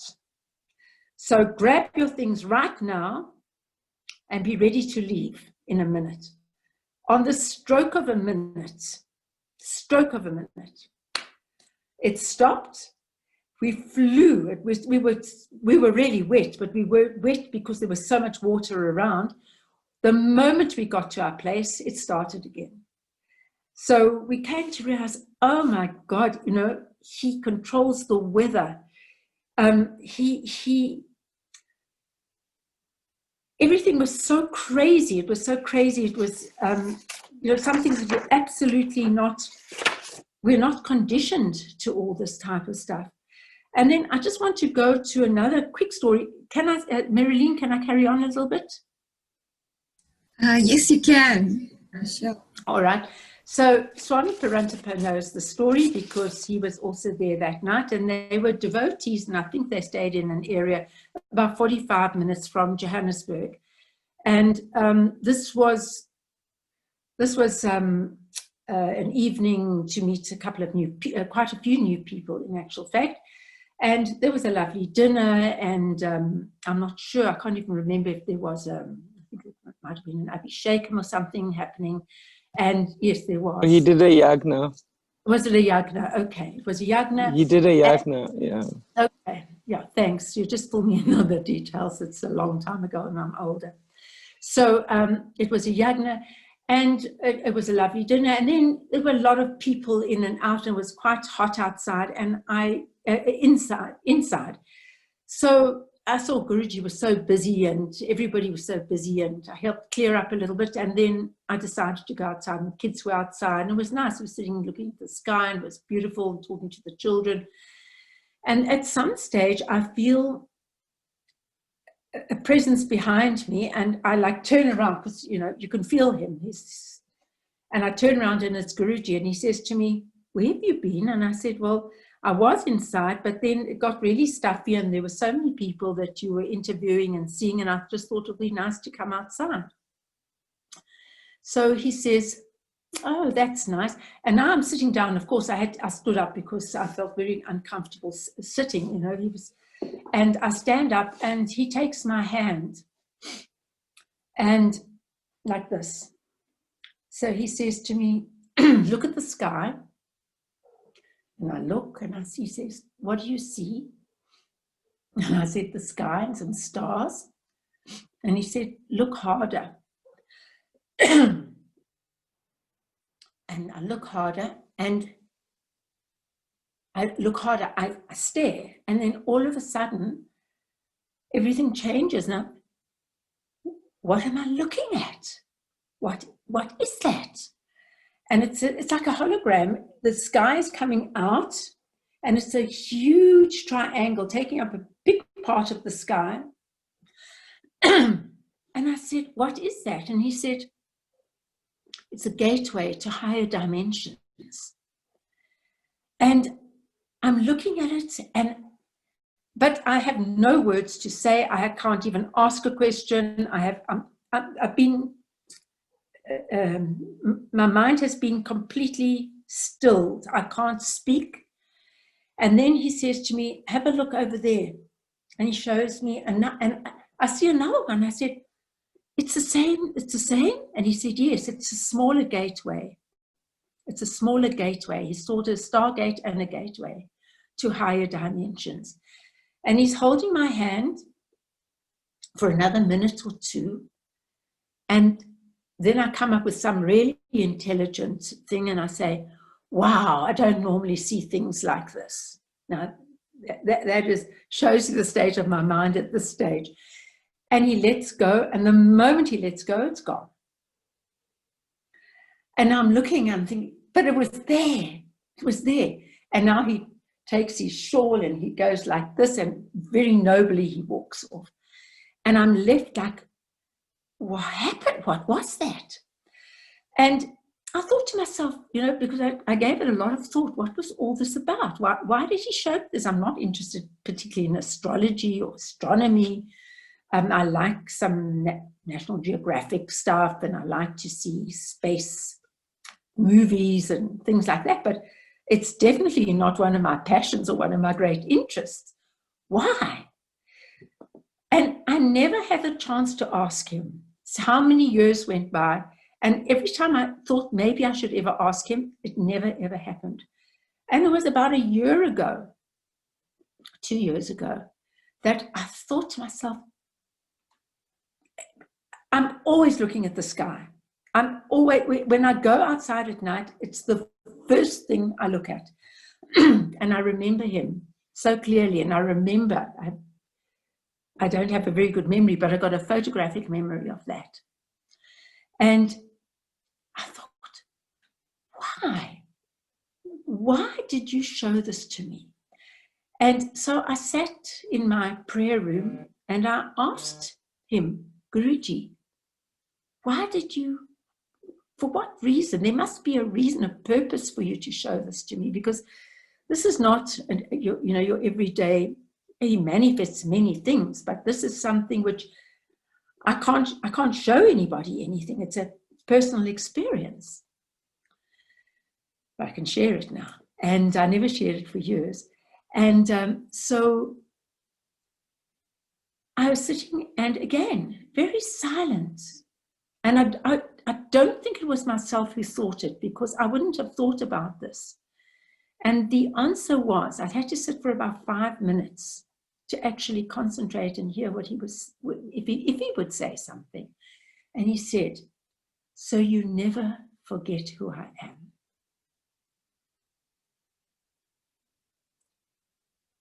And I never forget who he is, but many people have, you know, they've had manifestations, they've had things coming out of their hearts, or they've witnessed it, watched it.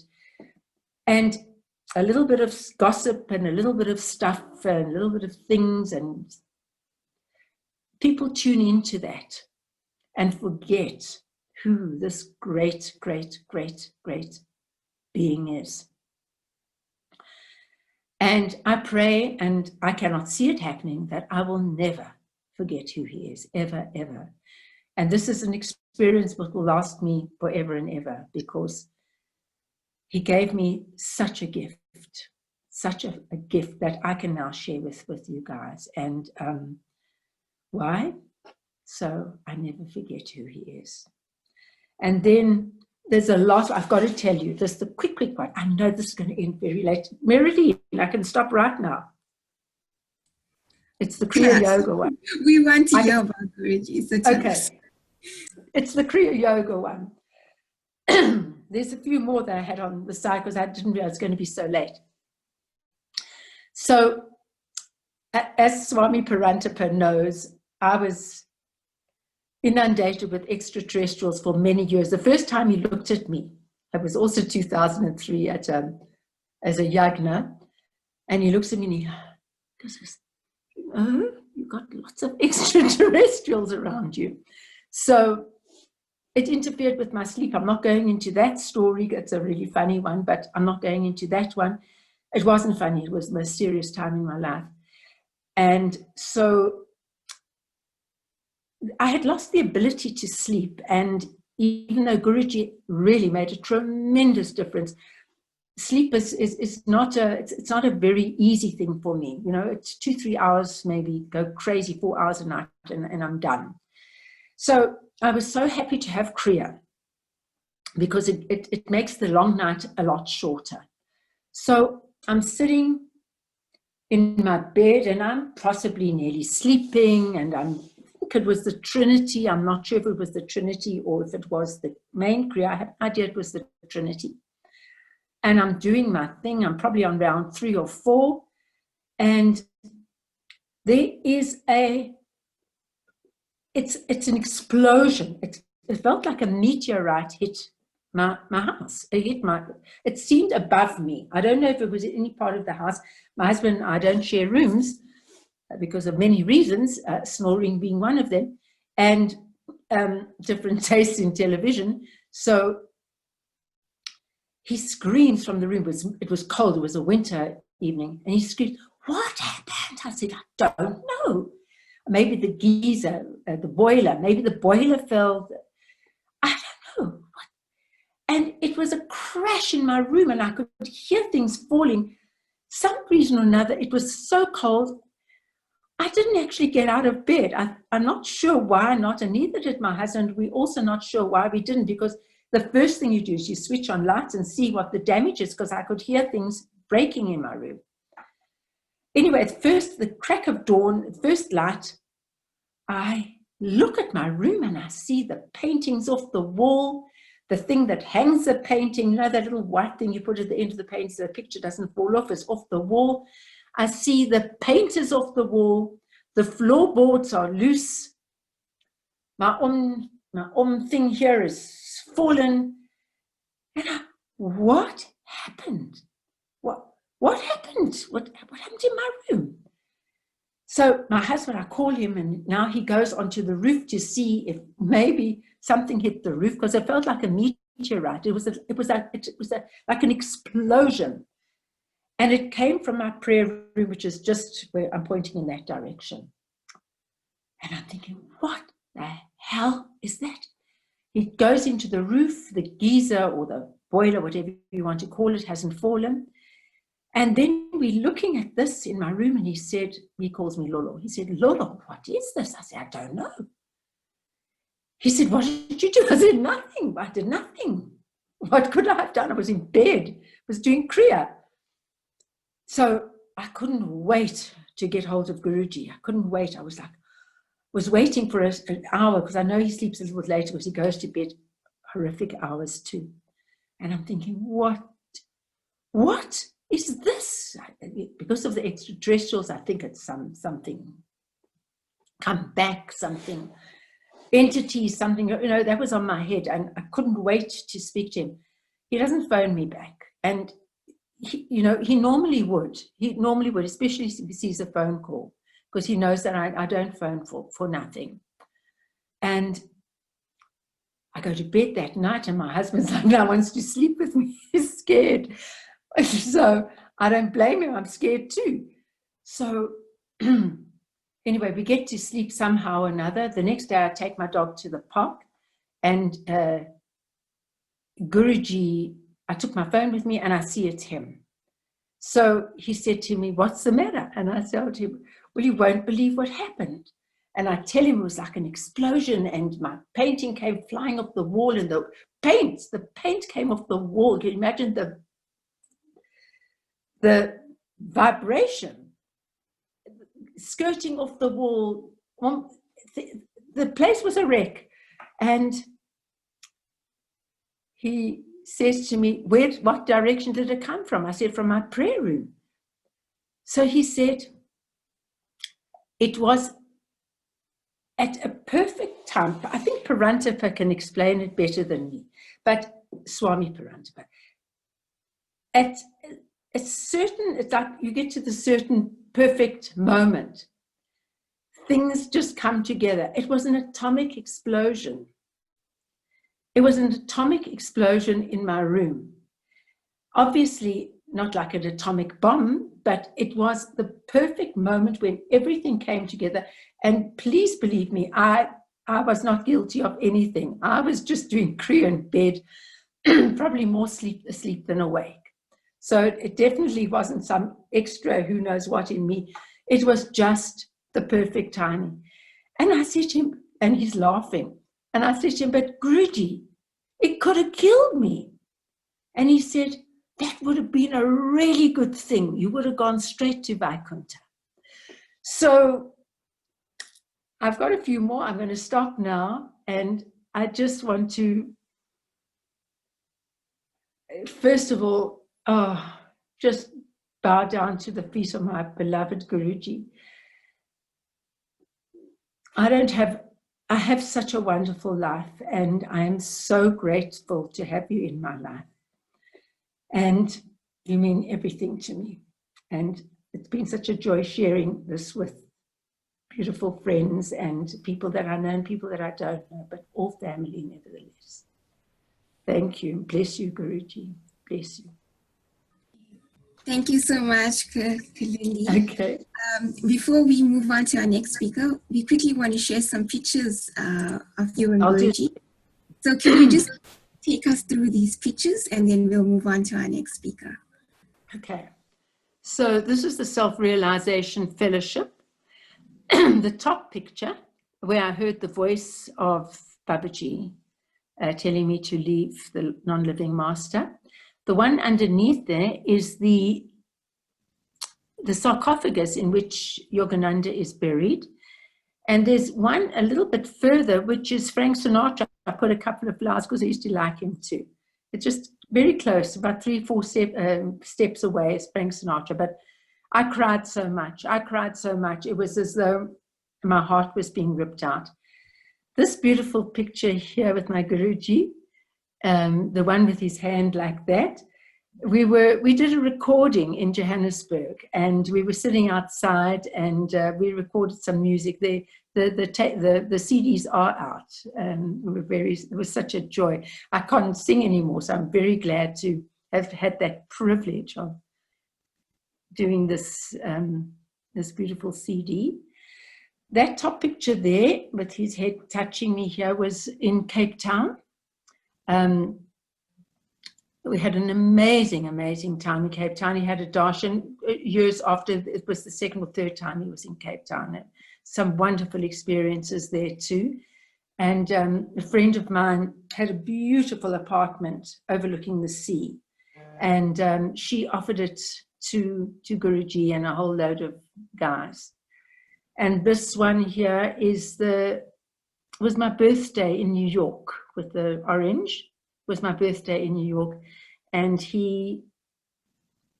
it was so beautiful, and he gave me the best present I'd ever received, and that was a tiny little box like this with his hair, and on the outside a picture of Yogananda, and the inside a picture of him.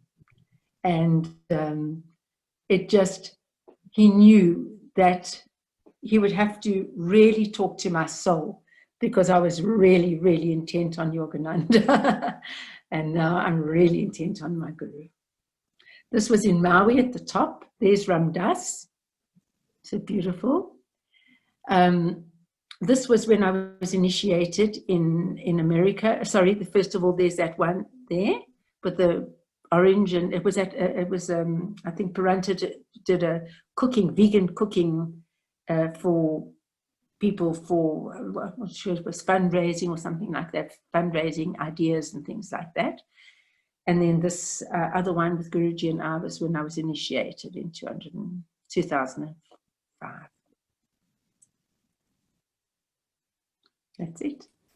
Okay, thank you so much, Kalindi. If we have any questions from any guests, we will ask you a bit later.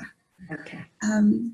Okay, so we're going to go on to our next speaker, which is Pam Singh.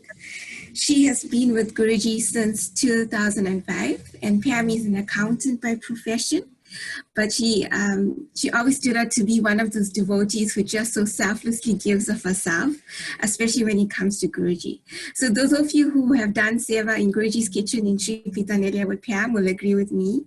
She lovingly always wants things to be perfect for Guruji and always wants to offer him the best, which is really beautiful. Pam has always been like a mother figure to us, looking out and caring for us. And through her simplicity of Bhakti as well, she also has a close relationship with Guruji. Pam also has dedicated her time to serving the Mahajwala Narasimha Temple in Joburg. And so we welcome Pam to share her journey and experiences with us. Jai Gurudev, Pam.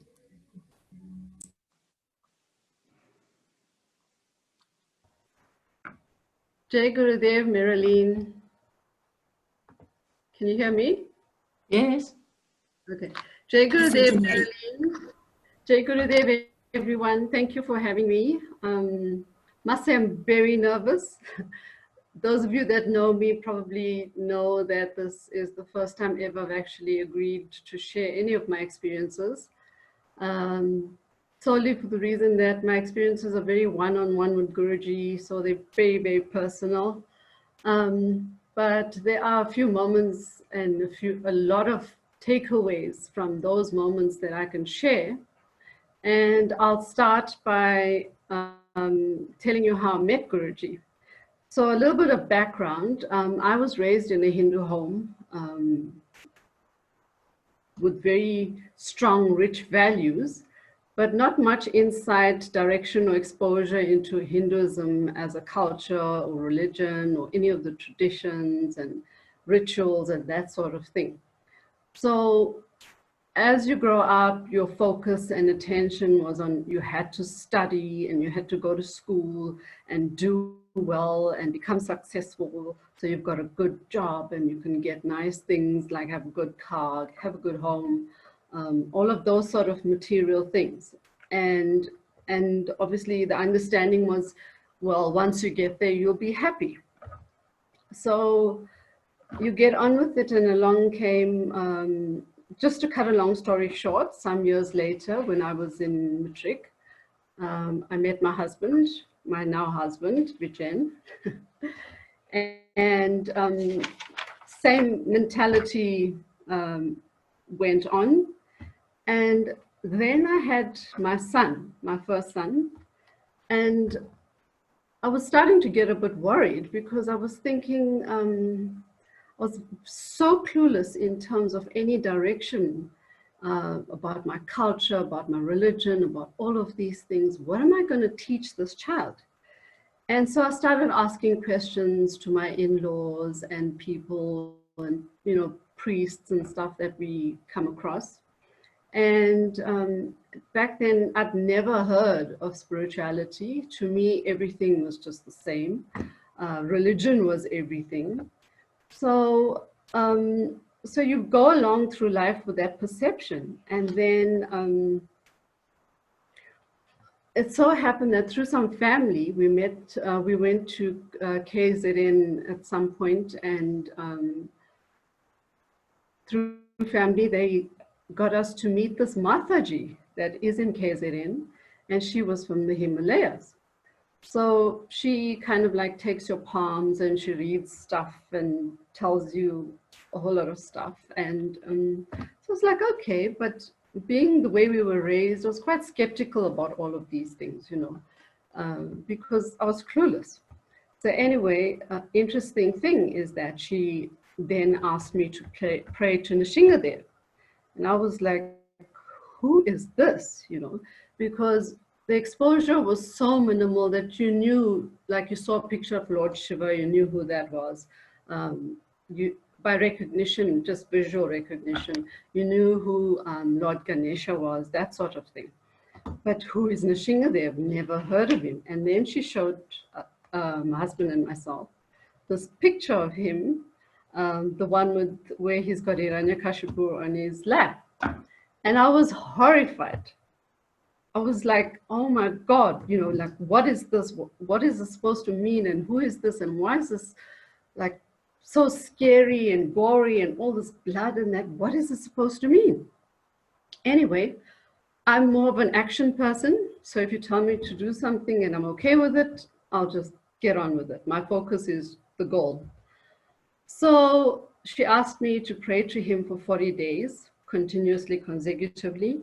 And each of those 40 days, I had to chant Ugram Virum, that mantra, every morning and make 108 offerings to that mantra while chanting it 108 times into a yajna. So I did this. It was quite a thing because the mantra was quite a mouthful back then, and it still is for most people. But anyway, I did this. So without any expectation or anything of that sort. So this went on and I'd done it, and then we went back to her and we had to do a little prayer to kind of like finish this process, which up to now I kind of don't understand, but if you started something, you finish it, that's it. And then a year later, my husband's a musician and most of his family is. So his brother calls him up and says, you know, there's these friends of ours that called us. And there's some guru that's coming from Mauritius, and they want us to come and play some kirtan there. And can you come with us and play harmonium for us? So he was like, okay, cool, let's go. You know, this whole thing, this whole vibe about it being like a gig kind of thing. So I went along I had nothing better to do. So we go along and we sit there and we're waiting, and all these people are there and all this chatter and this excitement. So it's almost tangible, you could feel it, even the anticipation. I sat there and I was just like curious, like, I wonder. And then Guruji comes. And shortly afterwards, he gives his talk, and then he starts the darshan. And then the turn comes up for them to play their kirtan. And so we're just sitting there and I'm wondering, what is he doing? What is all of this? And why are these people bowing to him? And because of my background, I was always so skeptical that why should you have to, it was so much of pride and ego, I think, with the skepticism, that why would you need to bow to a person? Why would you do such a thing? And he's like a normal person. What's all the big fuss about and whatever? And some people, while they were getting darshan, actually like kind of collapsed and they were dizzy and all this. And I thought, oh my gosh, what is all this drama? So anyway, I sat there, and then once they had done their gig, we got like a fast lane tracking to get darshan, got the darshan, and we left. And then this was early in 2005. So in November 2005, my husband gets the call again from his brother. You know, that guru that we went to and we played, he's coming back. They want us to play kirtan again. So Vijayan said, okay, let's go. So and I went along again. And then same story, you go there, it's like a gig. And I thought absolutely nothing special about all of this, you know. And then while sitting there, something obviously shifted. And when we went to get darshan, and then we had to leave again. And it so happened that on our way that night to go to his brother to meet them, to go to the darshan, we'd hit something on the road and we had a flat tire. So we had to take our car and leave it at their house and go in their car to this darshan. And they'd done the whole kirtan session, and it was time for us to leave. And all of a sudden, I was feeling reluctant. I wanted to stay. But we didn't have a choice because we'd come with these people and we were obligated to leave now, and we didn't know anyone else. So anyway, as we were walking outside, we waited a bit because they were chatting to the guys that had called them to come in to do the darshan, some of the earlier devotees that were there in those days. And we were walking past, it was at the high school in Hyde Park, I think. We were walking past this room, and it was after darshan, and Guruji had was giving some kind of satsang or talk. And I was walking past and I said to my husband, wow, it would be curious to stay behind and kind of listen to what he's got to say. But we couldn't, and we had to leave. And then strangely enough, that evening, I'm not sure how they got on telephone numbers or anything like that. And they tried calling us to say, the one guy tried calling us to say, would we want to come over to his house because Guruji would be there that night? And I only saw this message the next morning, so I was like, oh, and I used some choice words. I thought, oh my God, we missed this opportunity now. So anyway, done is done. So late, we'd call back the next day, and then they said, yeah, I know Guruji was there, but don't worry, come back later, and he's coming back this evening as well. You're welcome to come. And it was just my husband and I. So we go there, and that was the first time, as we walked in, I said, eyes on Swami Vishwaparanthapananda. And because he was sitting out in the patio, I still remember, and we went in, we were chatting with Guruji and all of these things. And I was like, still, there was that bit of curiosity, but for the life of me, I don't know why we were drawn to it, and all of these things were happening, but we were there. And then later the next day, he was giving a talk. I think he'd actually done a mudra course, and they invited us, so we went through. And sorry, excuse me. We'd gone to the course, and afterwards Guruji was giving everyone blessings. And so we went up and we got blessings, and I went to him and he held my hand and he said, so what do you want to ask me? So I was like, I went completely blank. And for the life of me, I couldn't remember anything. I couldn't think of a single thing to say to him. And I just started crying, as you do when you meet Guruji always in the beginning. I just started crying my heart out.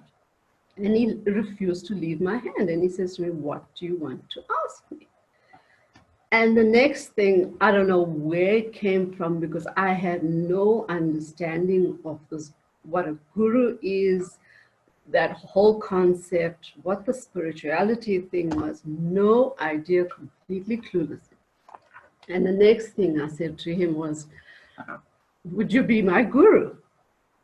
And he looked at me, and that expression, that smile on his face, and he held my hand so tight, and he said to me, I chose you. And I was like so gobsmacked. I was like finished and crying endlessly. I couldn't say a word. I was just sobbing and sobbing and sobbing. And I thought, what is this? All of this happening here? Anyway, we went, I mean, it was like a whole couple of hours of crying and the whole emotional thing, but not being able to place your finger on why you were crying. It wasn't happiness, it wasn't sadness, it was just crying. So anyway, my husband had thought I'd completely lost the plot, and we moved on.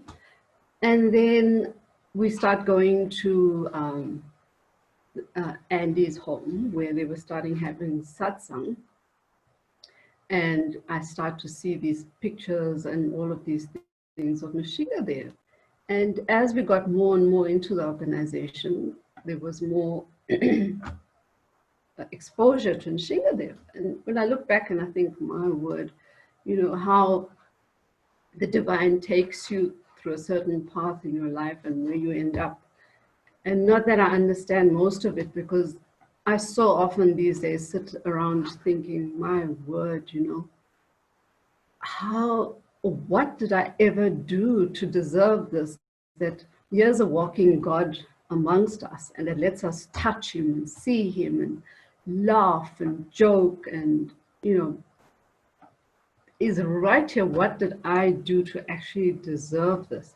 And as I was saying in the beginning, like so many of my experiences with him, my moments with him, my treasured moments with him, are so personal and so one-on-one that it's so surreal for me to actually sit and think, like, what have I ever done to, you know, to deserve this? That I'm not worthy. I'm such a stupid devotee. I don't understand most of the things. I'm trying. I'm still quite clueless, but what is it? And he's got so much of patience with us, and unconditionally keeps giving and giving and giving. You know, it's just, for me, it is beyond anything that I can ever understand. And that's why I pray to him that he always gives me the strength, that whenever he gives us an opportunity to serve him, that I grab it so gratefully with both my hands and try to serve him the best I can. Because what he does for us is something that you cannot quantify. And what we can offer in return is like almost insignificant. But that is all he wants from us, just to serve him, and to serve him through love. I still don't understand this concept of love. Hear him talking about it all the time. I can't explain to you. I can't really speak to you about many experiences, like I said, because they were so personal. But when I look at him, there's a complete understanding of what this is all about. But still, I can't explain it. So for me, it's a huge learning journey. He has taught me so much. I used to have a terrible temper, impatient, all those terrible things.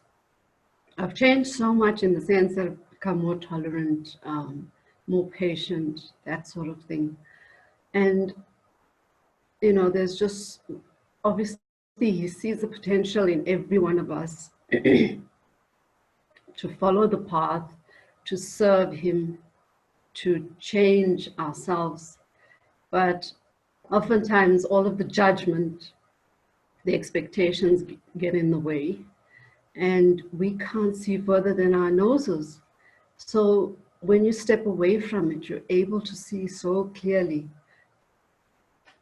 what it is that he does for us all of the time, every single moment, the little things, every day, every second, that he is doing for us that we don't even realize, don't appreciate. It is really amazing.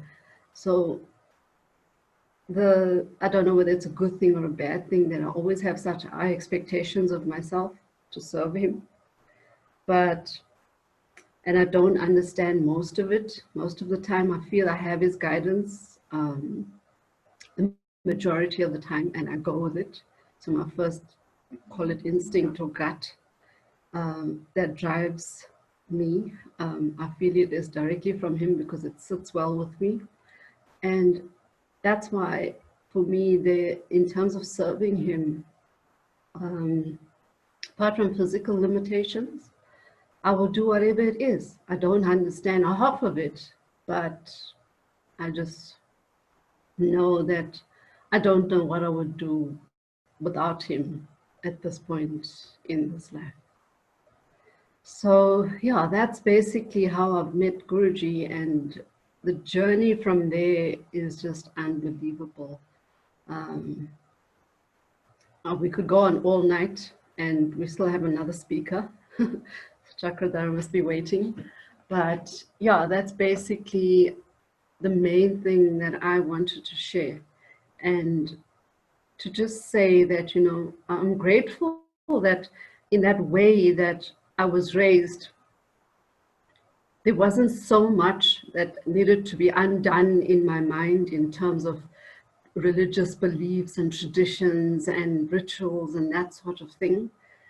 But I do feel a bit handicapped in terms of not learning of our culture and the language and that sort of thing, because it would make things a lot easier now that we've been exposed to music and bhajans and all of this. But it is what it is. You've got to accept it and move on. And we've been given the opportunities, you know, to make those changes.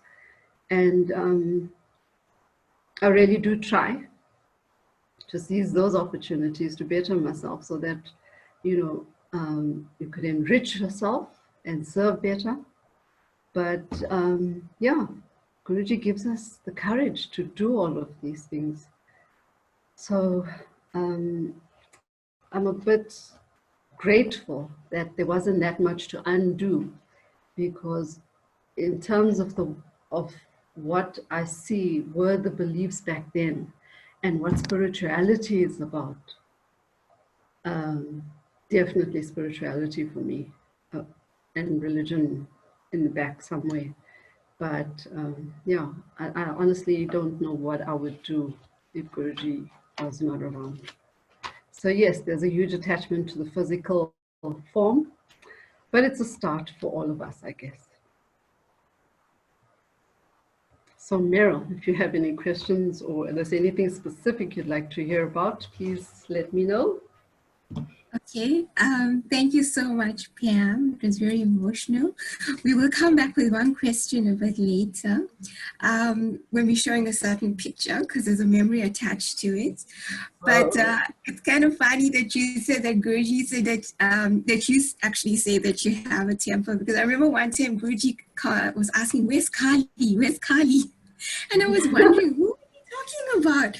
And I kept saying, I couldn't figure it out. So, and then I was like, is he referring to Pam? And then I realized he was referring to you.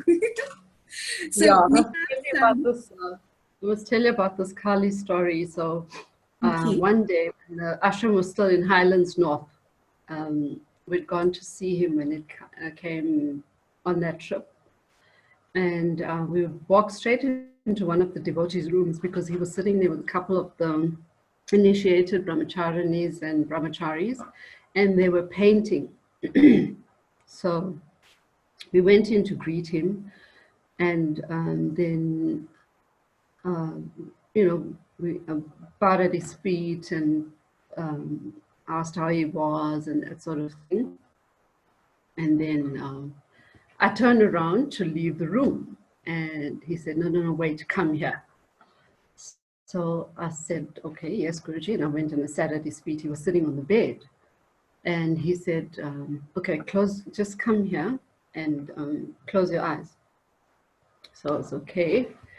And then he started to paint my face. And I was like, oh my word, what is happening here? Because I'm not one for makeup and that sort of thing. And I thought like he was really giving me a makeover of some sort. And I was like, okay, and it was taking some time, and it was here, and it was there, and it was all over. And then it was like, after quite some time, it was done, and it was like, okay, stand up now. So I stood up, and then he stood up, and he said, okay, you can open your eyes now. So I said, okay, still didn't know what was going on. And then he opened out my hair, and my hair, this is kind of like tame at the moment. It was like 5 times its size back then, and frizzy and curly as anything. So he undid my hair grip, and he said to me, okay, just put your head down and just give it a good old shake. And I'm like, what is going on here?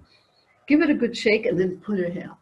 And knowing my hair, that was a bad move, because I thought, my word, if I do this, my hair is going to be a complete disaster. It's going to be such a mess. What is Guruji asking me to do? So anyway, did it. And then he says, okay, now you need to close your eyes and turn around. And I said, okay. And we started walking, and I felt like we were walking down the passageway. And then he said, you keep your eyes closed, and he held my arm to give me direction, and we carried on walking. And in the meantime, he was shouting for one of the devotees to get my husband, to get Bijen, because they were chatting somewhere, and bring him to him, but he must close his eyes as well. So we were kind of like, he was coming with the brahmachari in the opposite direction. I was walking towards them with Guruji, kind of thing, in his arm and for direction. And then he said, okay, stop. And he said, okay, when I give the word, both of you open your eyes. I was like, what is going on? And the next thing he said, okay, open your eyes. And I was clueless. I mean, I don't know what was going on. And the look of complete horror and fear and whatever it was on my husband's face, I was like, what is going on here? My word, like what could be so, like what's making him so distraught? And everybody was shocked. There was complete silence. I don't know if Swami Vishwaparanthapananda was there at the time. There was complete silence. The expression on everyone's faces scared me to such an extent I was shaking. And then Guruji said to someone to bring a mirror. And when I looked in the mirror, I was like, who am I looking at? What is this? I was completely like gobsmacked. He'd painted my face to look exactly like Kali. So the blue face, the black face with the blood all over and the red tongue all the way down my neck. And I was so shocked. I didn't know what to say. I never said a word after that. My husband never said a word. I think he was so shocked. He must have already had his first minor heart attack back then. And like, I never spoke about it again. And then since that day, as Meryl said, he would start calling me Kali, and I still couldn't understand. Only much later, many years passed, and he said, she is my Ishtadev. And then, it all made sense that that's like the start of another journey, which then also led me to an experience that changed my life forever. When on one of his trips years afterwards, about 5 years ago or something, he asked me to come to Springen while we were having darshan. When I went up for my darshan afterwards, he said to me, I want you to come to Springen for Navaratri. And I said, what? Why? He says, I got a surprise for you. I want you to come. So I looked at him and I said, oh, okay, I'm not going to ask because obviously you're not going to tell me. He says, no, it's a surprise. When you get there, you'll know what it is. So I was like, okay, what Guruji says is what you do. Stop asking questions and just get on with it. And to cut a long story short, I get to Springen, and I run into him later the day I arrived. And then he said, how are you? And all of these things. I greet him, he greets me. We have a little catch up and chat and that sort of thing. And then he goes off. Then the next morning, somebody comes to call me from the kitchen because I'm always doing seva there. Guruji wants to see you. So I go to see Guruji and he says, okay. So for Navaratri, this is what happens. And no, first he says to me, I want you to be Kali. I said, what do you mean? Because that was my first Navaratri. I didn't have any idea what goes down during these Navaratris at Bhakti Marga. And he said, I want you to be Kali. I said, Guruji, I don't understand. So he says, okay, this is what happens. and gives me all of the details. There's going to be these Devis, and I want you to be Kali. I said, okay. So what do you want me to do to be Kali? And he was like, no, you don't worry. I'll take care of everything. You just need to be Kali. Like, okay. So I got out back to the kitchen, and I'm like, what is going on here? But anyway, kitchen was so busy and carried on. Later on, one of the brahmacharis from Springen comes to fetch me from the kitchen. He says, did Guruji brief you? Have you got your clothes and everything ready? I said, what? He says, no, you're going to need like a sari and what. So he takes me to the puja room, and he says to me, okay, we're going to go get, I said, I didn't bring anything because I didn't know what to expect. Guruji told me it was a surprise. When I get here, he'll tell me. So I have no idea what is going to happen. So he says, okay, let's go to the puja room and we'll give you one of the saris from there. So I go to the puja room and we're going through the cupboards. And Swami Vishwaparanthapananda comes through. So I greet her and we catch up and all of those things. And then she says, so what is going on? So I said, this is what Guruji is telling me. I don't understand, but now we're looking for a sari. And she says to me, I've got this beautiful sari. Someone's gifted it to me. And come with me. Let's go have a look at it in my room. And then you can decide if you want to wear it. So I go with her and she shows me the sari, the most beautiful sari I've ever laid eyes on. Like a deep burgundy red kind of thing and orange. And she says to me, you can use it because I haven't used it and I won't be able to use it. Because it's, you know, but like over the top. So take the sari, go get all the, like top treatment. I get my nails done, I get my hair done, and all of these things. And that night, the experience I got of being Kali and what the whole thing about surrendering yourself to him is about was something that changed my life forever. And the details are a bit private and personal, which I can't share. But when you look back and you think about all of these things and what is he doing and how, you know, it works, and when you sit and reflect and then you understand, my word.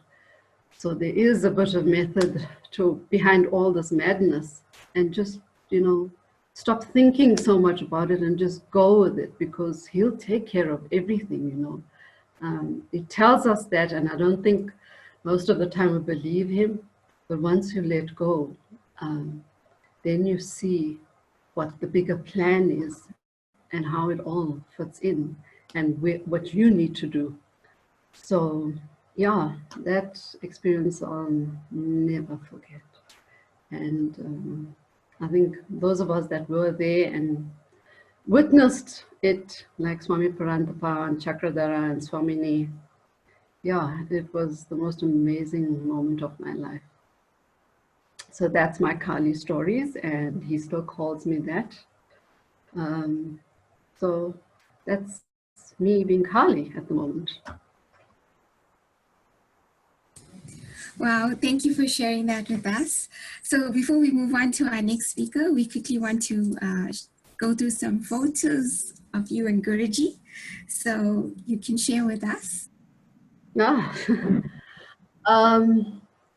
So it's a little bit back to front, I think.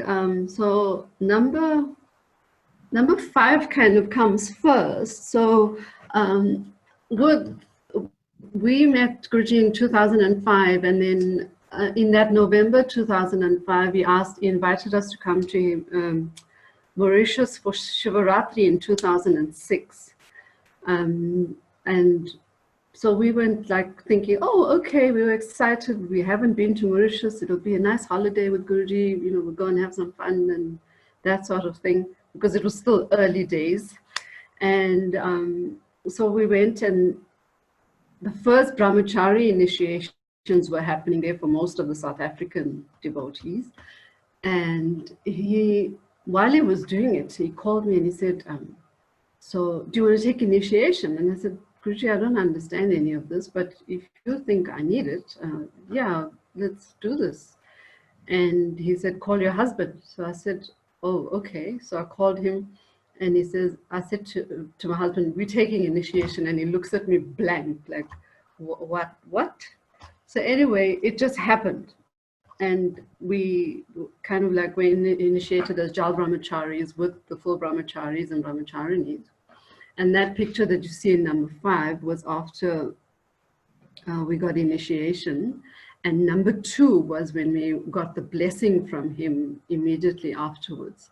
So number 5 was the picture in the temple in Mauritius back then. Number 2, we got the initiation. Number 1 was the picture of all of those devotees that got initiated at that particular time.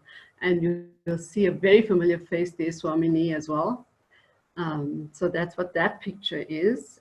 Number 3 was the pilgrimage that even Swami Paranthapananda mentioned 2008 when we went to India. It was a good couple of weeks that we were with him. That was at, can't remember what the river was, but the pilgrimage we did to the Shiva temple up by the big dam river kind of thing in Mauritius. So you do a whole pilgrimage there, and oh, that trip was amazing as well. So that was that picture on the banks of the river when we were, Guruji was offering. Swami? Yes, that one. And then I think, oh, number 4 was Guruji's visit to my home. So I think it was the 2nd or 3rd time he had actually come home. And this was a very unexpected visit because every time he came to South Africa, and we chatted and I said, when are you coming? When are you coming? And then on that particular day, like at about 4 p.m. in the afternoon, I get a message that he's coming. And I was sitting at the temple, which was we were all at the temple in the south at the time. I get a message that he was out and about. I think Swami might have been with him as well, and a few of the other male devotees, they were out and about. And I get this message. So you can imagine the panic that, oh my word, he's going to come home. What am I going to, my first thought with him is, like even initially when I met him, my first feelings were always so maternal towards him that I always wanted to make sure he ate and there was food and I had to cook for him. And that was like kind of my obsession. So that was my immediate panic still then years later. He's going to come home. What am I going to give him? I haven't really gone shopping because when he's here on the trips, you know, we're always with him at the temples, wherever it is, or at the ashram. And you don't think like you're going to be at home and you need to do shopping and stuff. So the panic set in. Anyway, I got home and some of the other female devotees came with me and they helped, and we quickly got a garland made and prasad and everything. And we're waiting expectantly at my kitchen door. That's where he always enters. He just decides what he wants to do. But we were waiting there because usually he would come that way. And this particular day, he decided to come the other way. And we were like, okay. And then he was like just engaging. He walks around all over the house and he goes to the prayer room, spends some time there. And then I went to the prayer room and I said, I greeted him, bowed at his feet and greeted him and everything. And was like, Guruji, we haven't done this. And he was like, don't worry.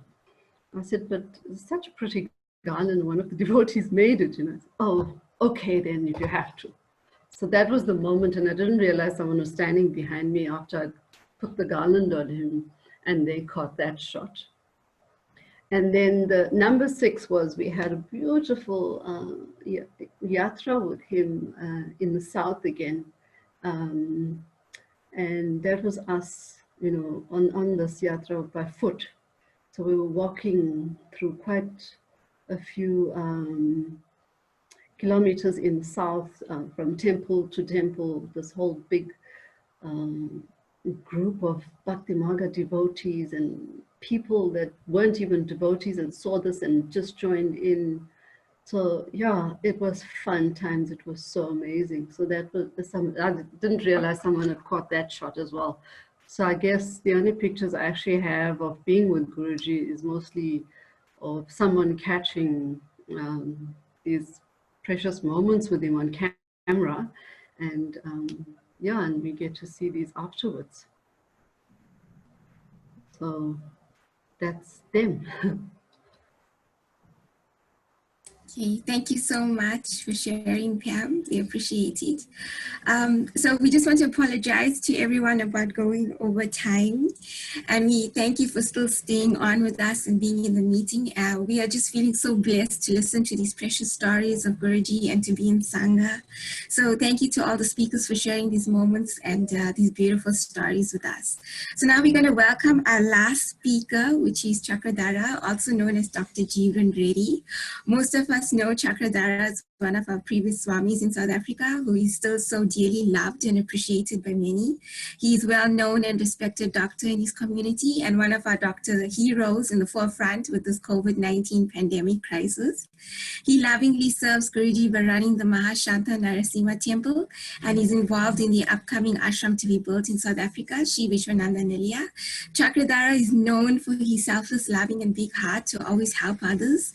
He's also known for his good sense of humor and funny jokes. And he has known Guruji for a long time, and we have been waiting eagerly to hear about his journey. So, Jai Gurudev Chakradhara. Okay, Jai Gurudev, Swami Parantapa, and Jai Gurudev, dear devotees. So it's nice to be with all of you. I hope you're all still awake. So I'm going to do a preemptive strike here because Meryl comes and bombards us with these pictures at the end. And Kalindi, I noticed a picture in your background, and that picture was actually taken by me in the Arunatadi caves in India. And so Guruji and I were sitting in that cave, and I was sitting opposite him. And he looked so beautiful there that I took my camera out and took a few shots. So Kalindi, if you want the rest of those series, then you can just let me know and I'll send them to you. So also being very nostalgic and looking at all the old pictures, I had to reactivate my Facebook account to get some of these pictures. And I also found these clothes here, which are from 16 years ago. So I said, let me put that on now. So since we're in that mood, and you'll see I haven't aged at all in 16 years when you look at the pictures. How long have I known Guruji?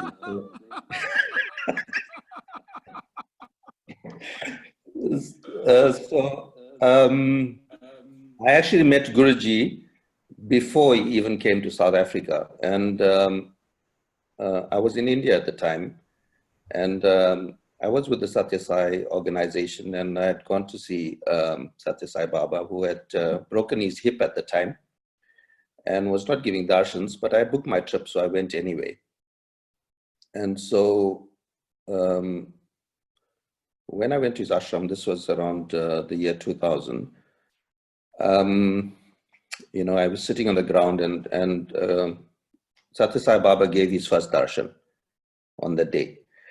And as I sat there meditating, I could hear him very clearly in my right ear speaking to me. And he said to me, you know, he's got this very shrill voice. You all would have heard his voice at some point. I think most of you would have. And he said to me, you know, you didn't have to, thank you for coming, but you didn't have to come so far to see me. Your guru will come for you shortly. And of course, I met Guruji shortly after that in that area. And we stayed in touch via email for a few years before he came to South Africa officially. And I knew he was busy. I knew he was, you know, special. And so I used to mail him once a month with some questions, and he gave me a few kriyas and a few other things at that time. So when he came to South Africa, I didn't see him in Joburg in his initial visit. But when he came down to Durban, I gate crashed some people's homes. I don't know. I met them at the darshan actually 2 years ago after all these years, but I didn't know them and they didn't know me, but somehow I ended up there. That's a story on its own, which I'm sure all of you are tired, so I'm not going to go through every detail of it. Suffice to say, I ended up there. Swami Vishwaparanthapananda was there, Haridas was there, and my friend Daya was with me. Some of you that know Daya was a very close friend of mine. And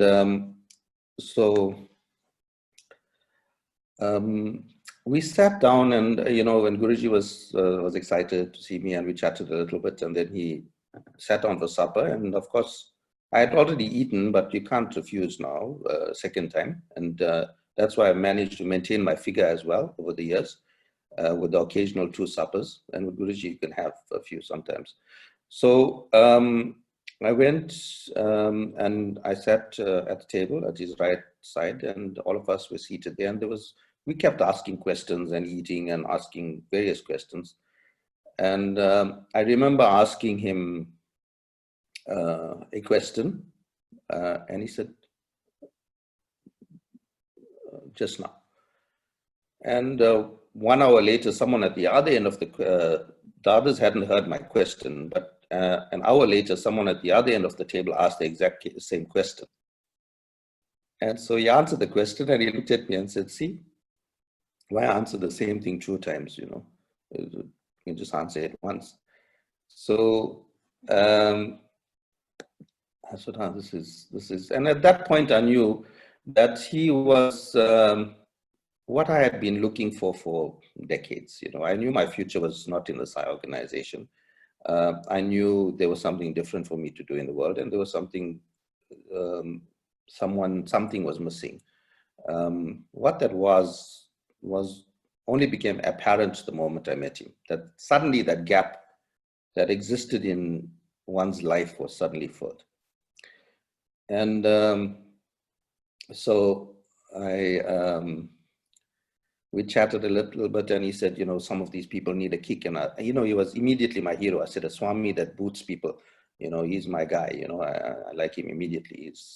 He's the right sort. So, and then we had a little bit of a private chat, and unknown to me at the time, he had asked Hildy Dristy to record all the conversation that was happening at the table at that point.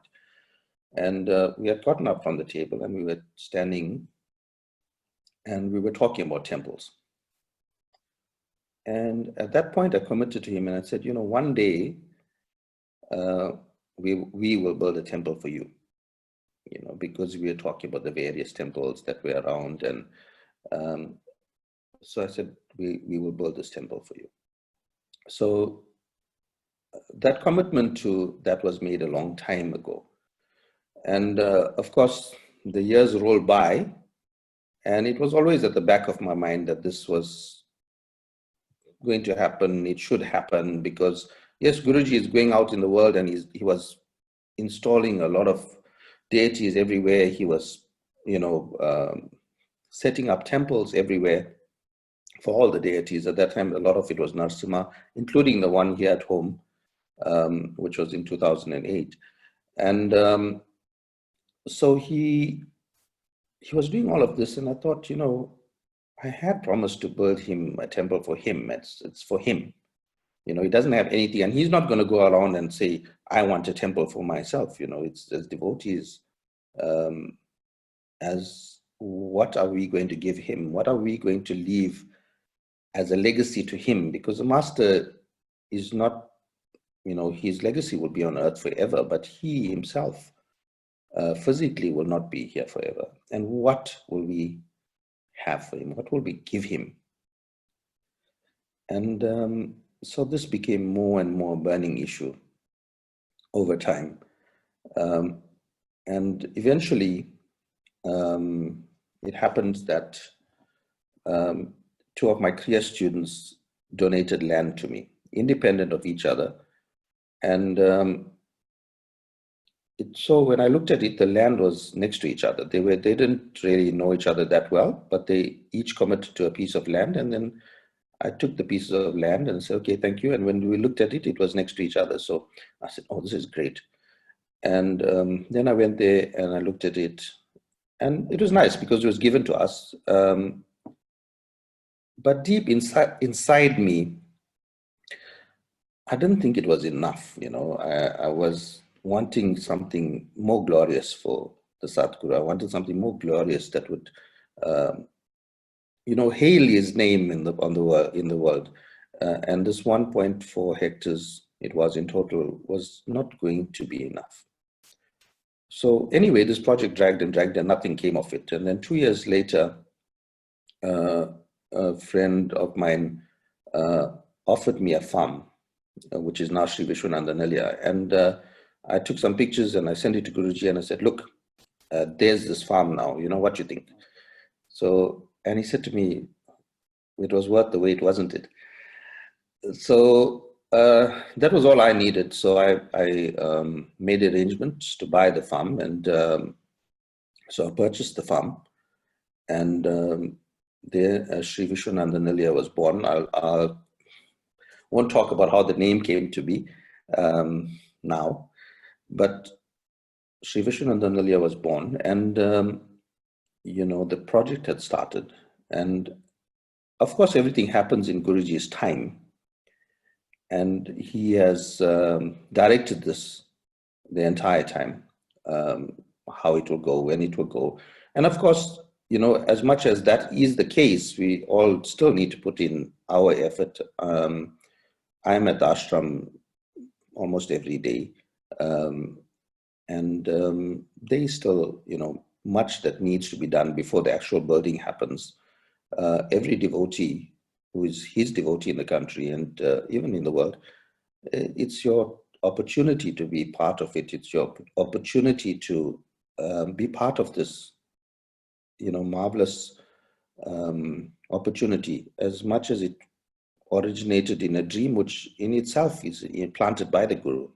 It's not that there is no I in these equations. And that's why I always found it very difficult to speak about my experiences. My experiences are hundreds, many deities, many materializations, everything. Guruji has shown me so many things. He continues to show me something on a daily basis of himself. His presence in my life is there continually. It didn't matter whether I served as a Swami or I served as a Brahmachari or I served as now how I am. There is no title. Even this doctor there's no doctor in the spiritual path. There is only him. There is only the Guru. And so we are here just to serve. And yes, we can serve sitting in our homes. We can serve in various ways. But opportunities like this, an opportunity to be part of something that will leave his legacy on earth, that is not going to happen in every birth, and it's not going to happen at every time. And the thing is, he has given this opportunity to us South Africans, and that's what is critical, And Guruji has always found South Africa dear, of course, because you can see, you can hear from his devotees, from the people that have spoken, and also many other people that you would have spoken to over time, that each one have such wonderful, wondrous, dear experiences.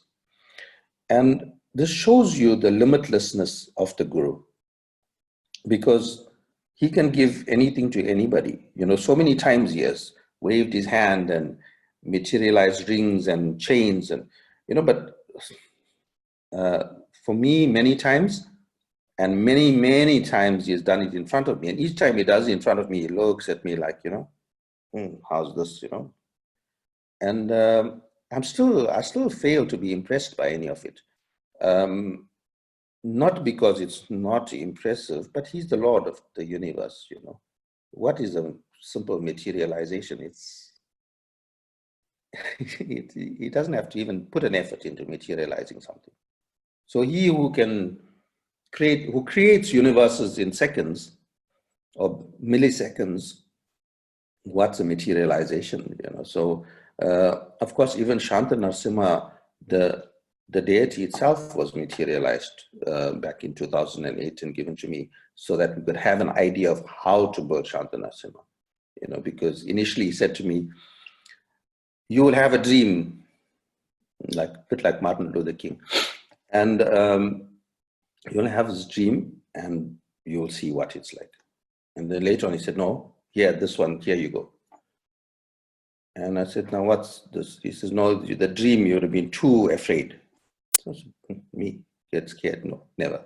But anyway, you know, we used that, and that deity is still here. Javashana has it now, and you know, he does the puja for him. But the darshan is there still. So I don't know if Javashan, you can, where is Javashan? Ask him to run down and get the deity quickly, and we maybe can have a bit of darshan from him as well. So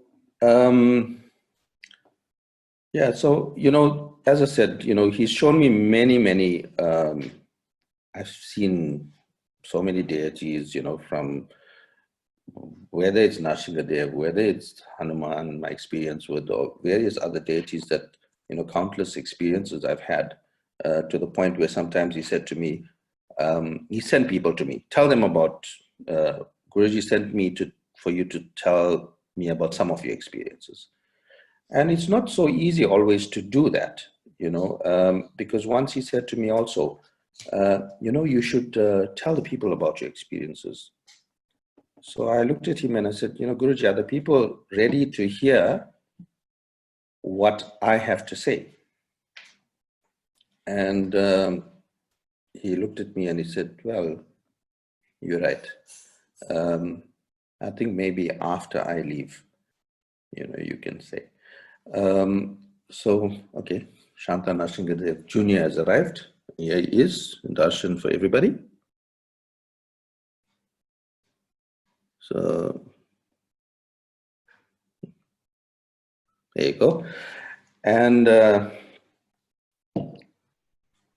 so, I'm not going to talk about so much of those things. I'll tell you a small story out of the, you know, I think you've heard some wondrous stories tonight, and also you might be very tired now, it's quite late for some of the old people there.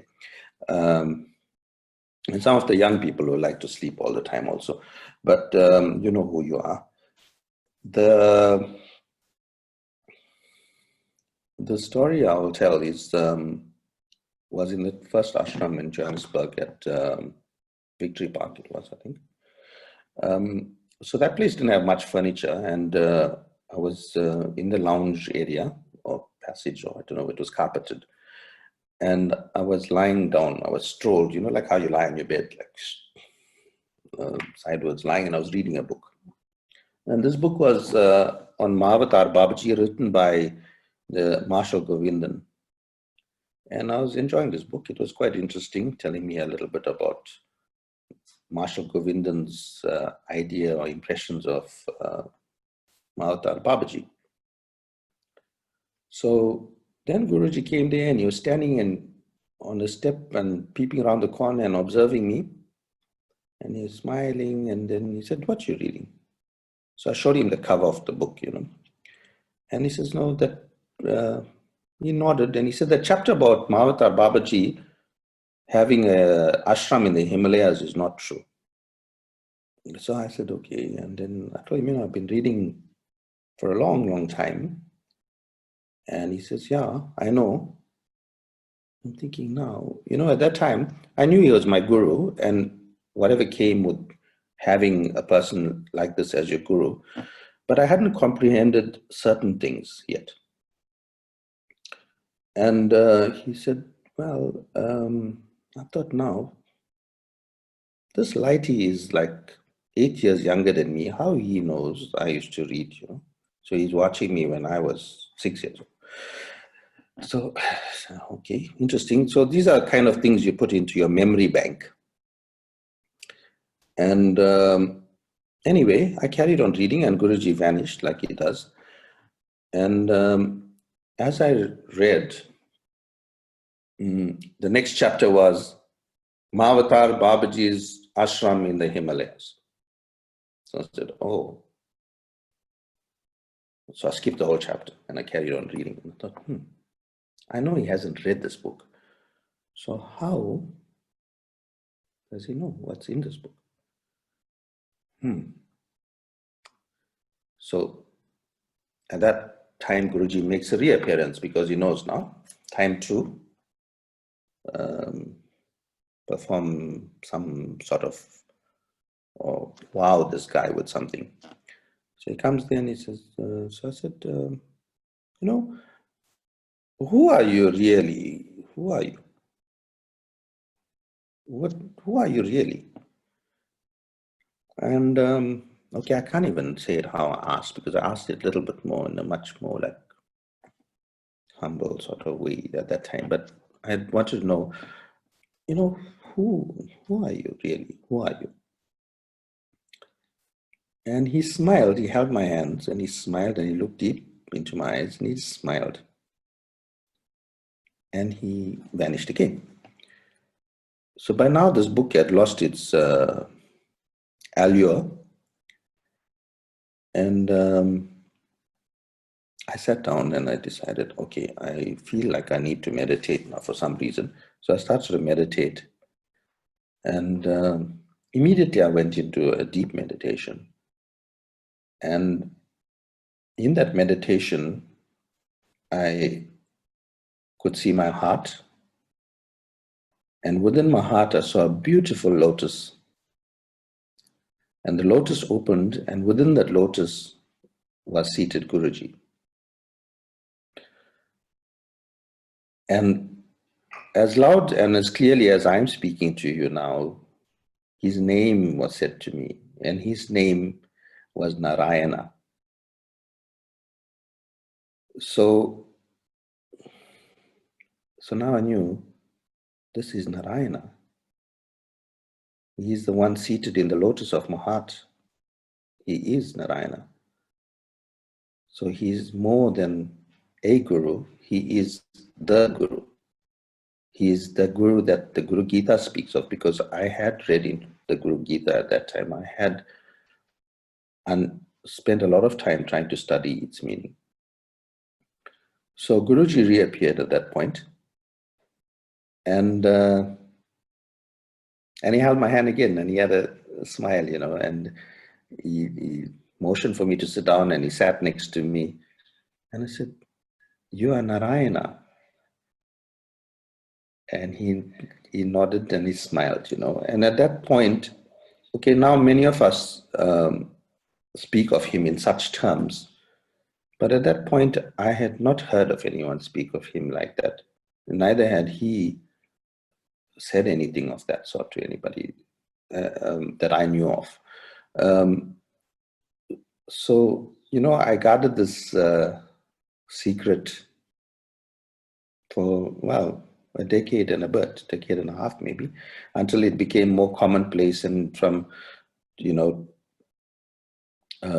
maybe 6-7 years ago, more and more people started to speak like this. And I probably said this story a handful of times, not so much here in South Africa. I remember at one place I was talking and I mentioned it.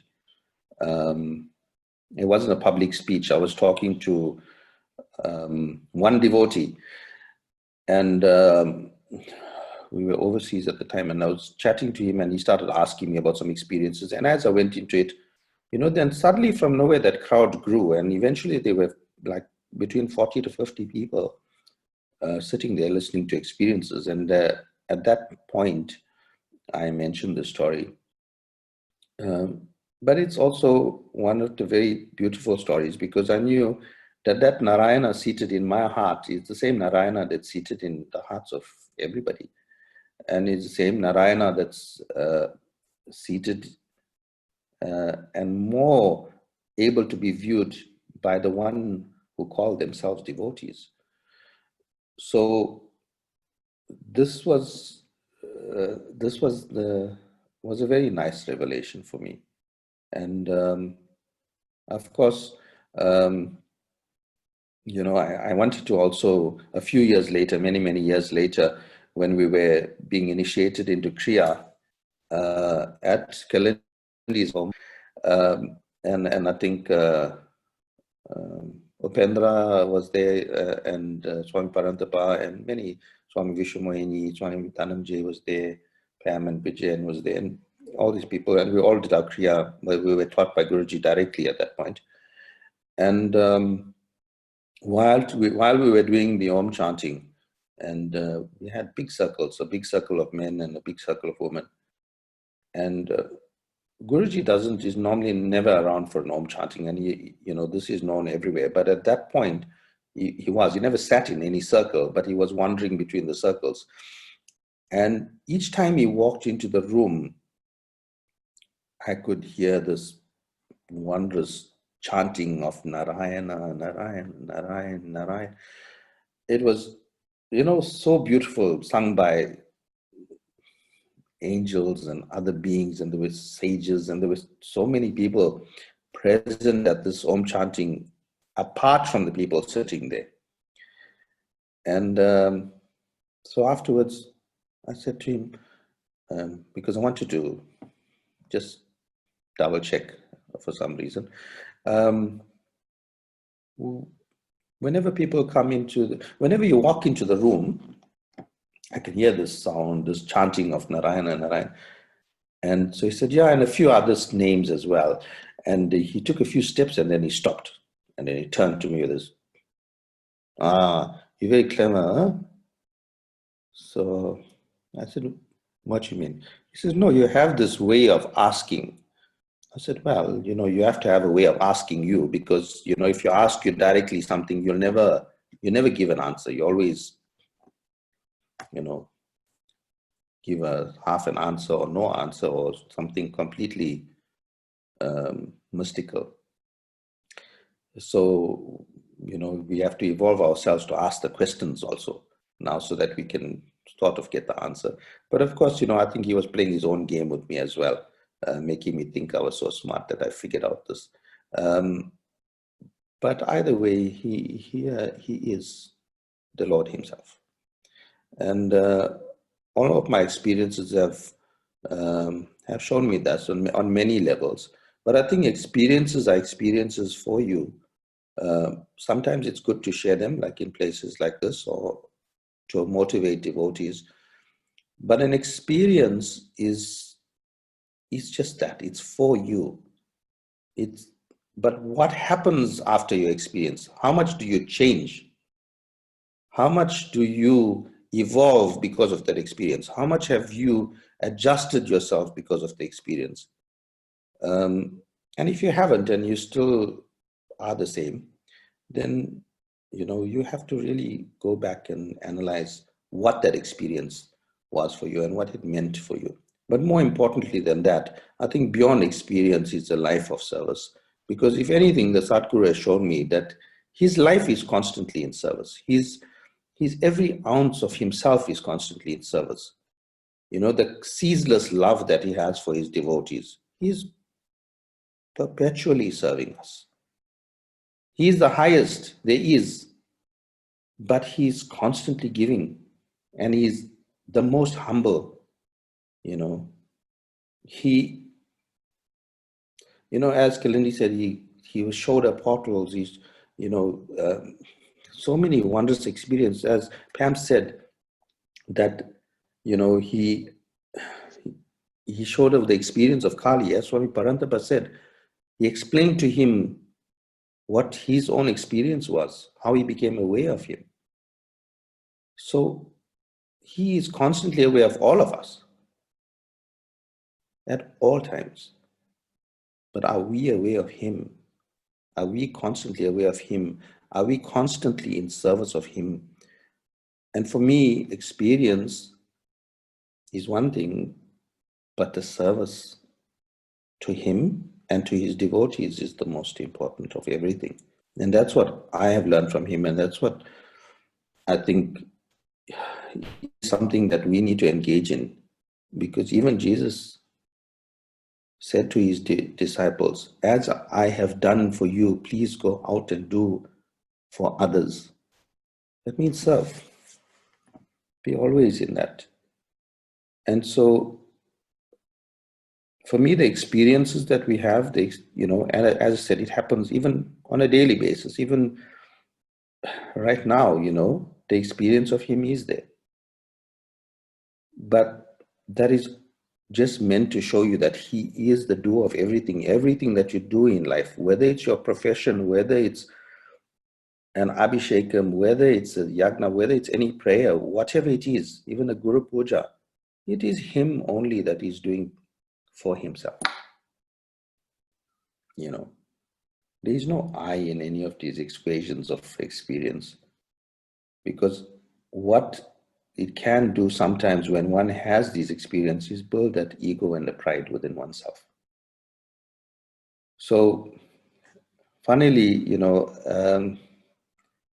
Kalindi was talking about also his, he could barely speak English and all of that. That was true. And I remember my friend Daya is very, very vicious. Well, he accuses me of being vicious, but anyway, he's quite vicious himself. And Guruji was singing a bhajan, and Daya looked at me and said, hey, the Swami should stick to talking.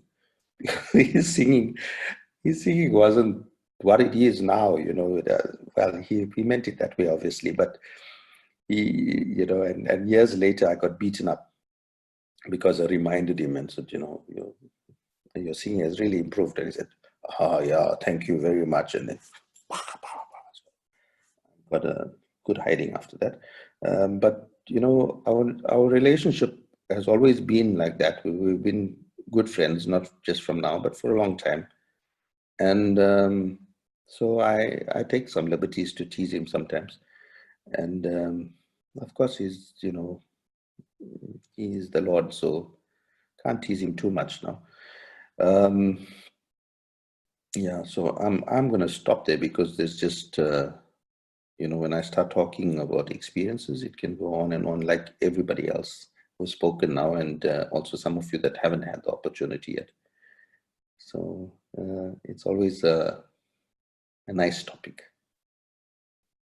So yeah, Meryl, you can now bring your picture, because I beat you with my picture. And let's see.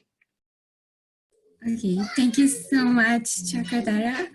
I'm going to share the last set of pictures we have. Just give me 1 second.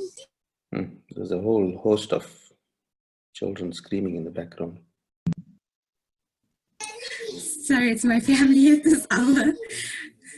Okay, you can go ahead and tell us about these pictures. Okay, so let's start with this Meryl asked me for 2 pictures, and I gave her 8 pictures, and then she comes to me a few minutes before this and says she wants more pictures. So I don't know how that works, but nevertheless, Meryl, picture 1 is actually, camera phones were not a commonplace thing, in those days. And I just had got my first camera phone. And this is my first picture with Guruji that I took that I had taken with the camera phone. So that's why it's, many of you will recognize it from my profile picture. And it's a very dear picture for me, because it's my first official picture with Guruji. So I find it hard to part from that picture itself. So the second picture, is a story on its own, but this is in Guruji's bungalow. And you see, so I went to Guruji's bungalow, and Sagar was there, Ryan, and Krishna had accompanied me, and it was just us in the bungalow. And Guruji was going through some jewelry, which he was going to put on Radharani. So then he was chatting to me, and he said, how do you put your hair like this? And okay, not like this now, I had long hair then. how do you put it? So I showed him now. This is, I was adept at moving my hair at that point. So he also put his hair exactly like the same as mine. And and then he said, then he started to dress me up with the jewelry that he had bought for Radharani. So he put the necklace and the bangles and the crown and all of that. And of course, Sagar and Krishna both seemed to realize something beautiful was going on. So they started taking a lot of pictures. This is just one of them. Many, many pictures. And you can see Radharani in the background smiling also. And this is the one picture, you know, where he, there he is playing Krishna and me playing Radharani, you know, and it's, well, what better proof you need to show you who Krishna really is. And, you know, and I said, oh, you know, this is such a short time only. And he says, yes, but it's actually lifetimes. And it was true. It felt like lifetimes passed in those few moments. And it was sheer bliss and sheer enjoyment of having the Lord as your lover. To have that love of the Lord and to experience it as such. So in picture 3 is the inauguration of Shanta Narasimha Temple in 9th of November 2008. You can see Narasimha looks a bit different there. He was a bit gray. We made him younger now. But yeah, there wasn't so much happening. It was, before this was just a bare space. And 6 months or a year, actually a year before that, we started having satsang here. I have some pictures somewhere, I didn't find them, but they are somewhere where we just had some rope lights and a chair with Guruji's picture. And that's how we started here. But a few months before that, we had started a regular Om chanting circle immediately after becoming initiated in Om chanting. And in 2007, we started Om chanting in Sangha, and it's been going since then. So it's the oldest Om chanting circle. And this temple was preceded by the temple in Ishawe, which had Radha Krishna Govinda Devji, and which was 6 months before this temple in April. And then, of course, after a year, the family moved away. And so I was heavily involved with that whole Radha Krishna in the first place, and brought them from Johannesburg and transported them and been involved with them throughout. So they moved to Sangha, and that's the Radha Krishna Govinda Devji that's in Sangha now. And the Shanta Narasimha Dev is there. So it is the oldest temple in South Africa. And, you know, this is a very, very special moment. And where Guruji have installed himself in not just one form, but 2 forms in this temple. So yeah, this was in picture 3. Picture 4 is a sort of bittersweet, happy goodbye at the airport as Guruji was getting ready to leave, and we were saying goodbye. Well, there's no major story there, but just goodbye pictures. And 5, this is a picture there. You can see there's a shirt I'm wearing in the background there. If you can, I don't know if you can zoom it, but that's the same shirt I'm wearing today. So that's a shirt picture. And of course, yeah, you recognize many people there. There's Shifali Dasi and Karan and her mum. And of course, Karan and Swamini Vishwamohini, we all took our brahmachari initiations on the same day. That was the day immediately after receiving our Atmakriya initiations. So, yeah, I actually gave you a nice, interesting picture, which you didn't put up, middle, with the Swami, with Guruji in a cap, sitting in a car. That was him sitting in. At that time, I had an M3 convertible, And that's Guruji wearing my cap and M cap and sitting in that car, and me driving. And we were going to the beach. And on the way to the beach and on the way back from the beach, we were racing and driving at quite high speeds with the top down.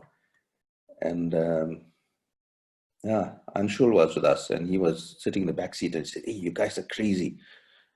And I was thinking, I hope we don't write him off. Oh, there it is. Yeah, there we go. So that's my hand there driving. That, you take my word for it, that's me. So this was a E46 M3 convertible. And we had a blast. We went to the beach. Swami Vishwaparanthapananda was there also. And we went fishing. We took some nets from our house, those white nets that we had back in the day. I don't know if it still exists now, but those white nets, what you call them? Nets, they were curtains, they weren't nets. No, we use the nets, the white netting that goes behind the curtains. So we went fishing with those things, the curtains. And yeah, we caught a lot of fish. I had the tank behind me was a saltwater tank there. So we put all those fish in here. We had hundreds of fish inside here. I had to make 2 trips to full fish in there. And we had a ball, we had a lot of fun on the beach. We even got into a mud fight. And I was walking, and then Guruji hit me on the back of the head with a ball of sand. And, I'm a very retaliative person, so I sent some mud back, and then we got into a heavy mud fight with Anshul and Guruji on one side and me on the other side. And until all of us got tired. But we had lots of fun. And, those days I don't know, for me, it was very romantic times, we had lots of fun and in the sun. So it was beach trips, and it was just hanging out, and actually during his last trip, I felt that a lot more like the old times as well. But yeah, it was good days. Well, all days are good days, even now it's good. But it was a different time.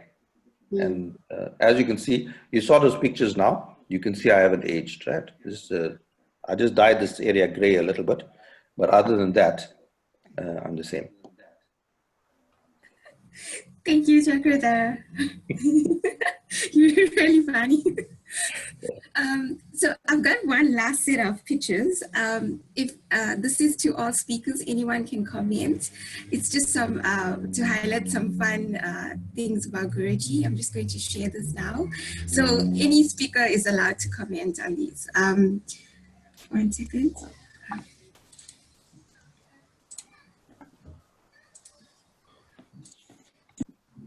Okay. So we heard some stories about Guruji, about the chilies. We have some pictures about the early days at Sangha, some supper time with Guruji, and Guruji's sense of humor, because we always see a lot of pictures with Guruji and Swami Vishwaparanthapananda laughing, and then there's you, Chakradhara, laughing with Guruji. So we just thought it's open to all the speakers to just share or comment or anything on these pictures. Thank you.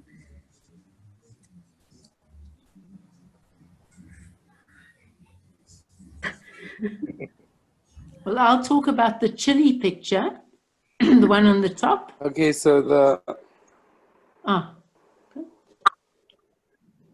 the picture with me sitting next to Guruji and him having this eyes is during the preparation to open the Buddha Briteshwar temple.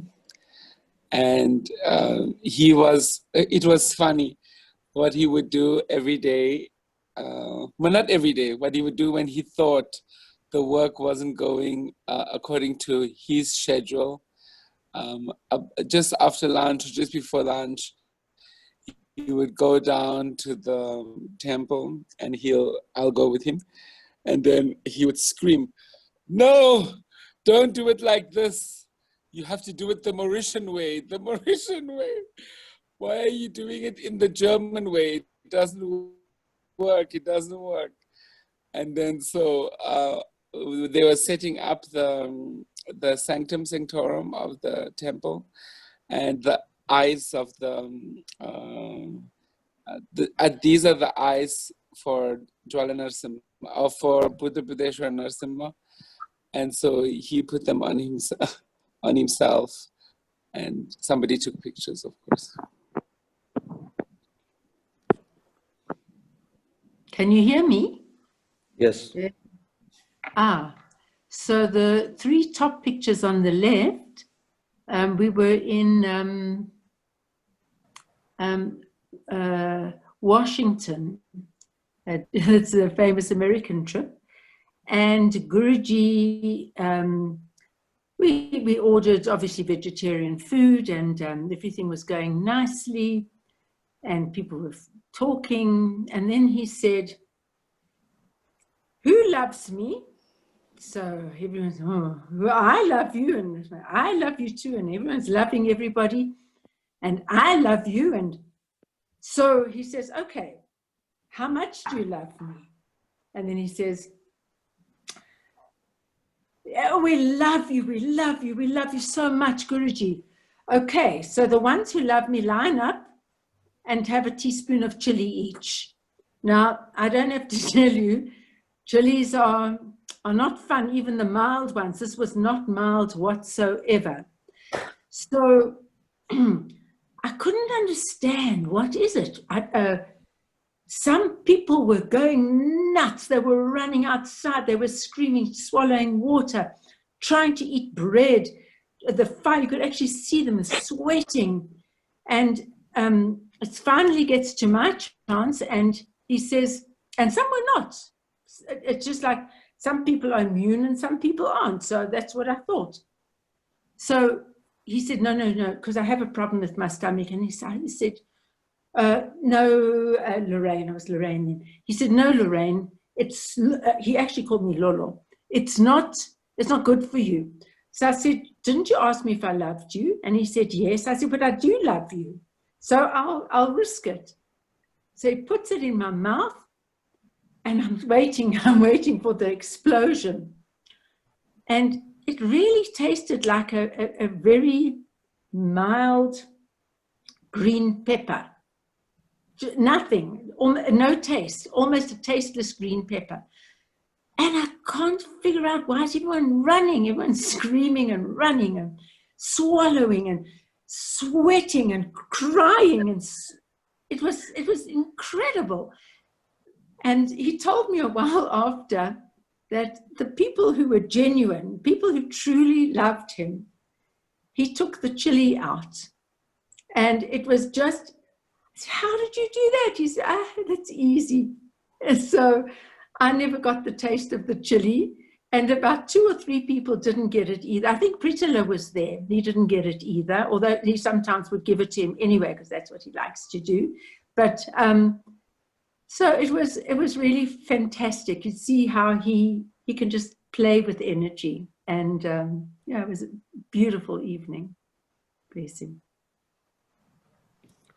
Thank you. So that early days of Sangha, that's actually Mudra Cost 2 in Cape Town.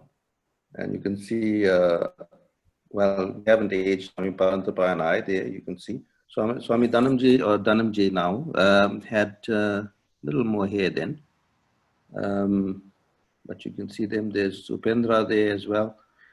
So this was actually Mudra Cost 2 in Cape Town, but there was one that I had sent you, Meryl, with Vijayan and I actually outside the Victory Park ashram, and we had got tired of, actually, there was so much of bhajans and all of that going on.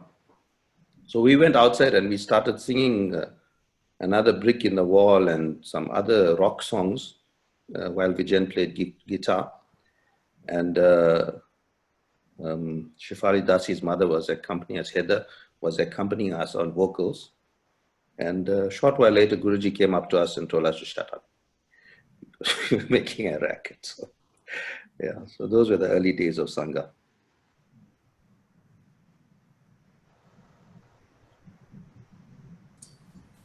Okay, thank you so much. We appreciate having you all and speaking to us and sharing all these beautiful moments with us. Before we leave, anybody just wants to share anything, a last closing comments before we close up our meeting?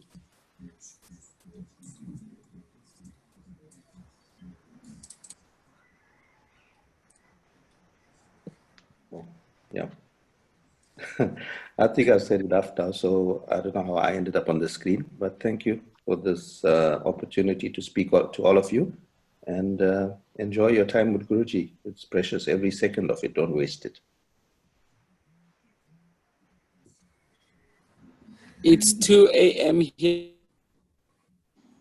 so there's nothing more to share. Good night, Swami. Jai Gurudev. Good day, Swami. So thank you, everybody. Hope you Jai enjoy. Gurudev. Thank And you. remember, he So thank is you, a everybody. Okay, sorry, Swami. Kainkarya Rupam. He is the image of service. And surrendering to him means to be of service. Jai Gurudev. Goodbye. Goodbye. Thank you, Swami. So thank you to all the speakers. Thank you to everyone for joining us tonight. We'll just do a closing prayer before we leave. Chakradhara, would you do a closing prayer for us? And then we'll close off the meeting. Thank you so much, Jai Gurudev. Tvameva mata chapita tvameva, tvameva bandhu chasaka tvameva, tvameva vidya dravinam tvameva, tvameva sarvam mama deva deva, tvameva sarvam mama deva deva, asato ma satgamaya, tamaso ma jyotirgamaya, Mrityorma amritam gamaya. Om shanti shanti shanti. Shri Gurubhyo namaha.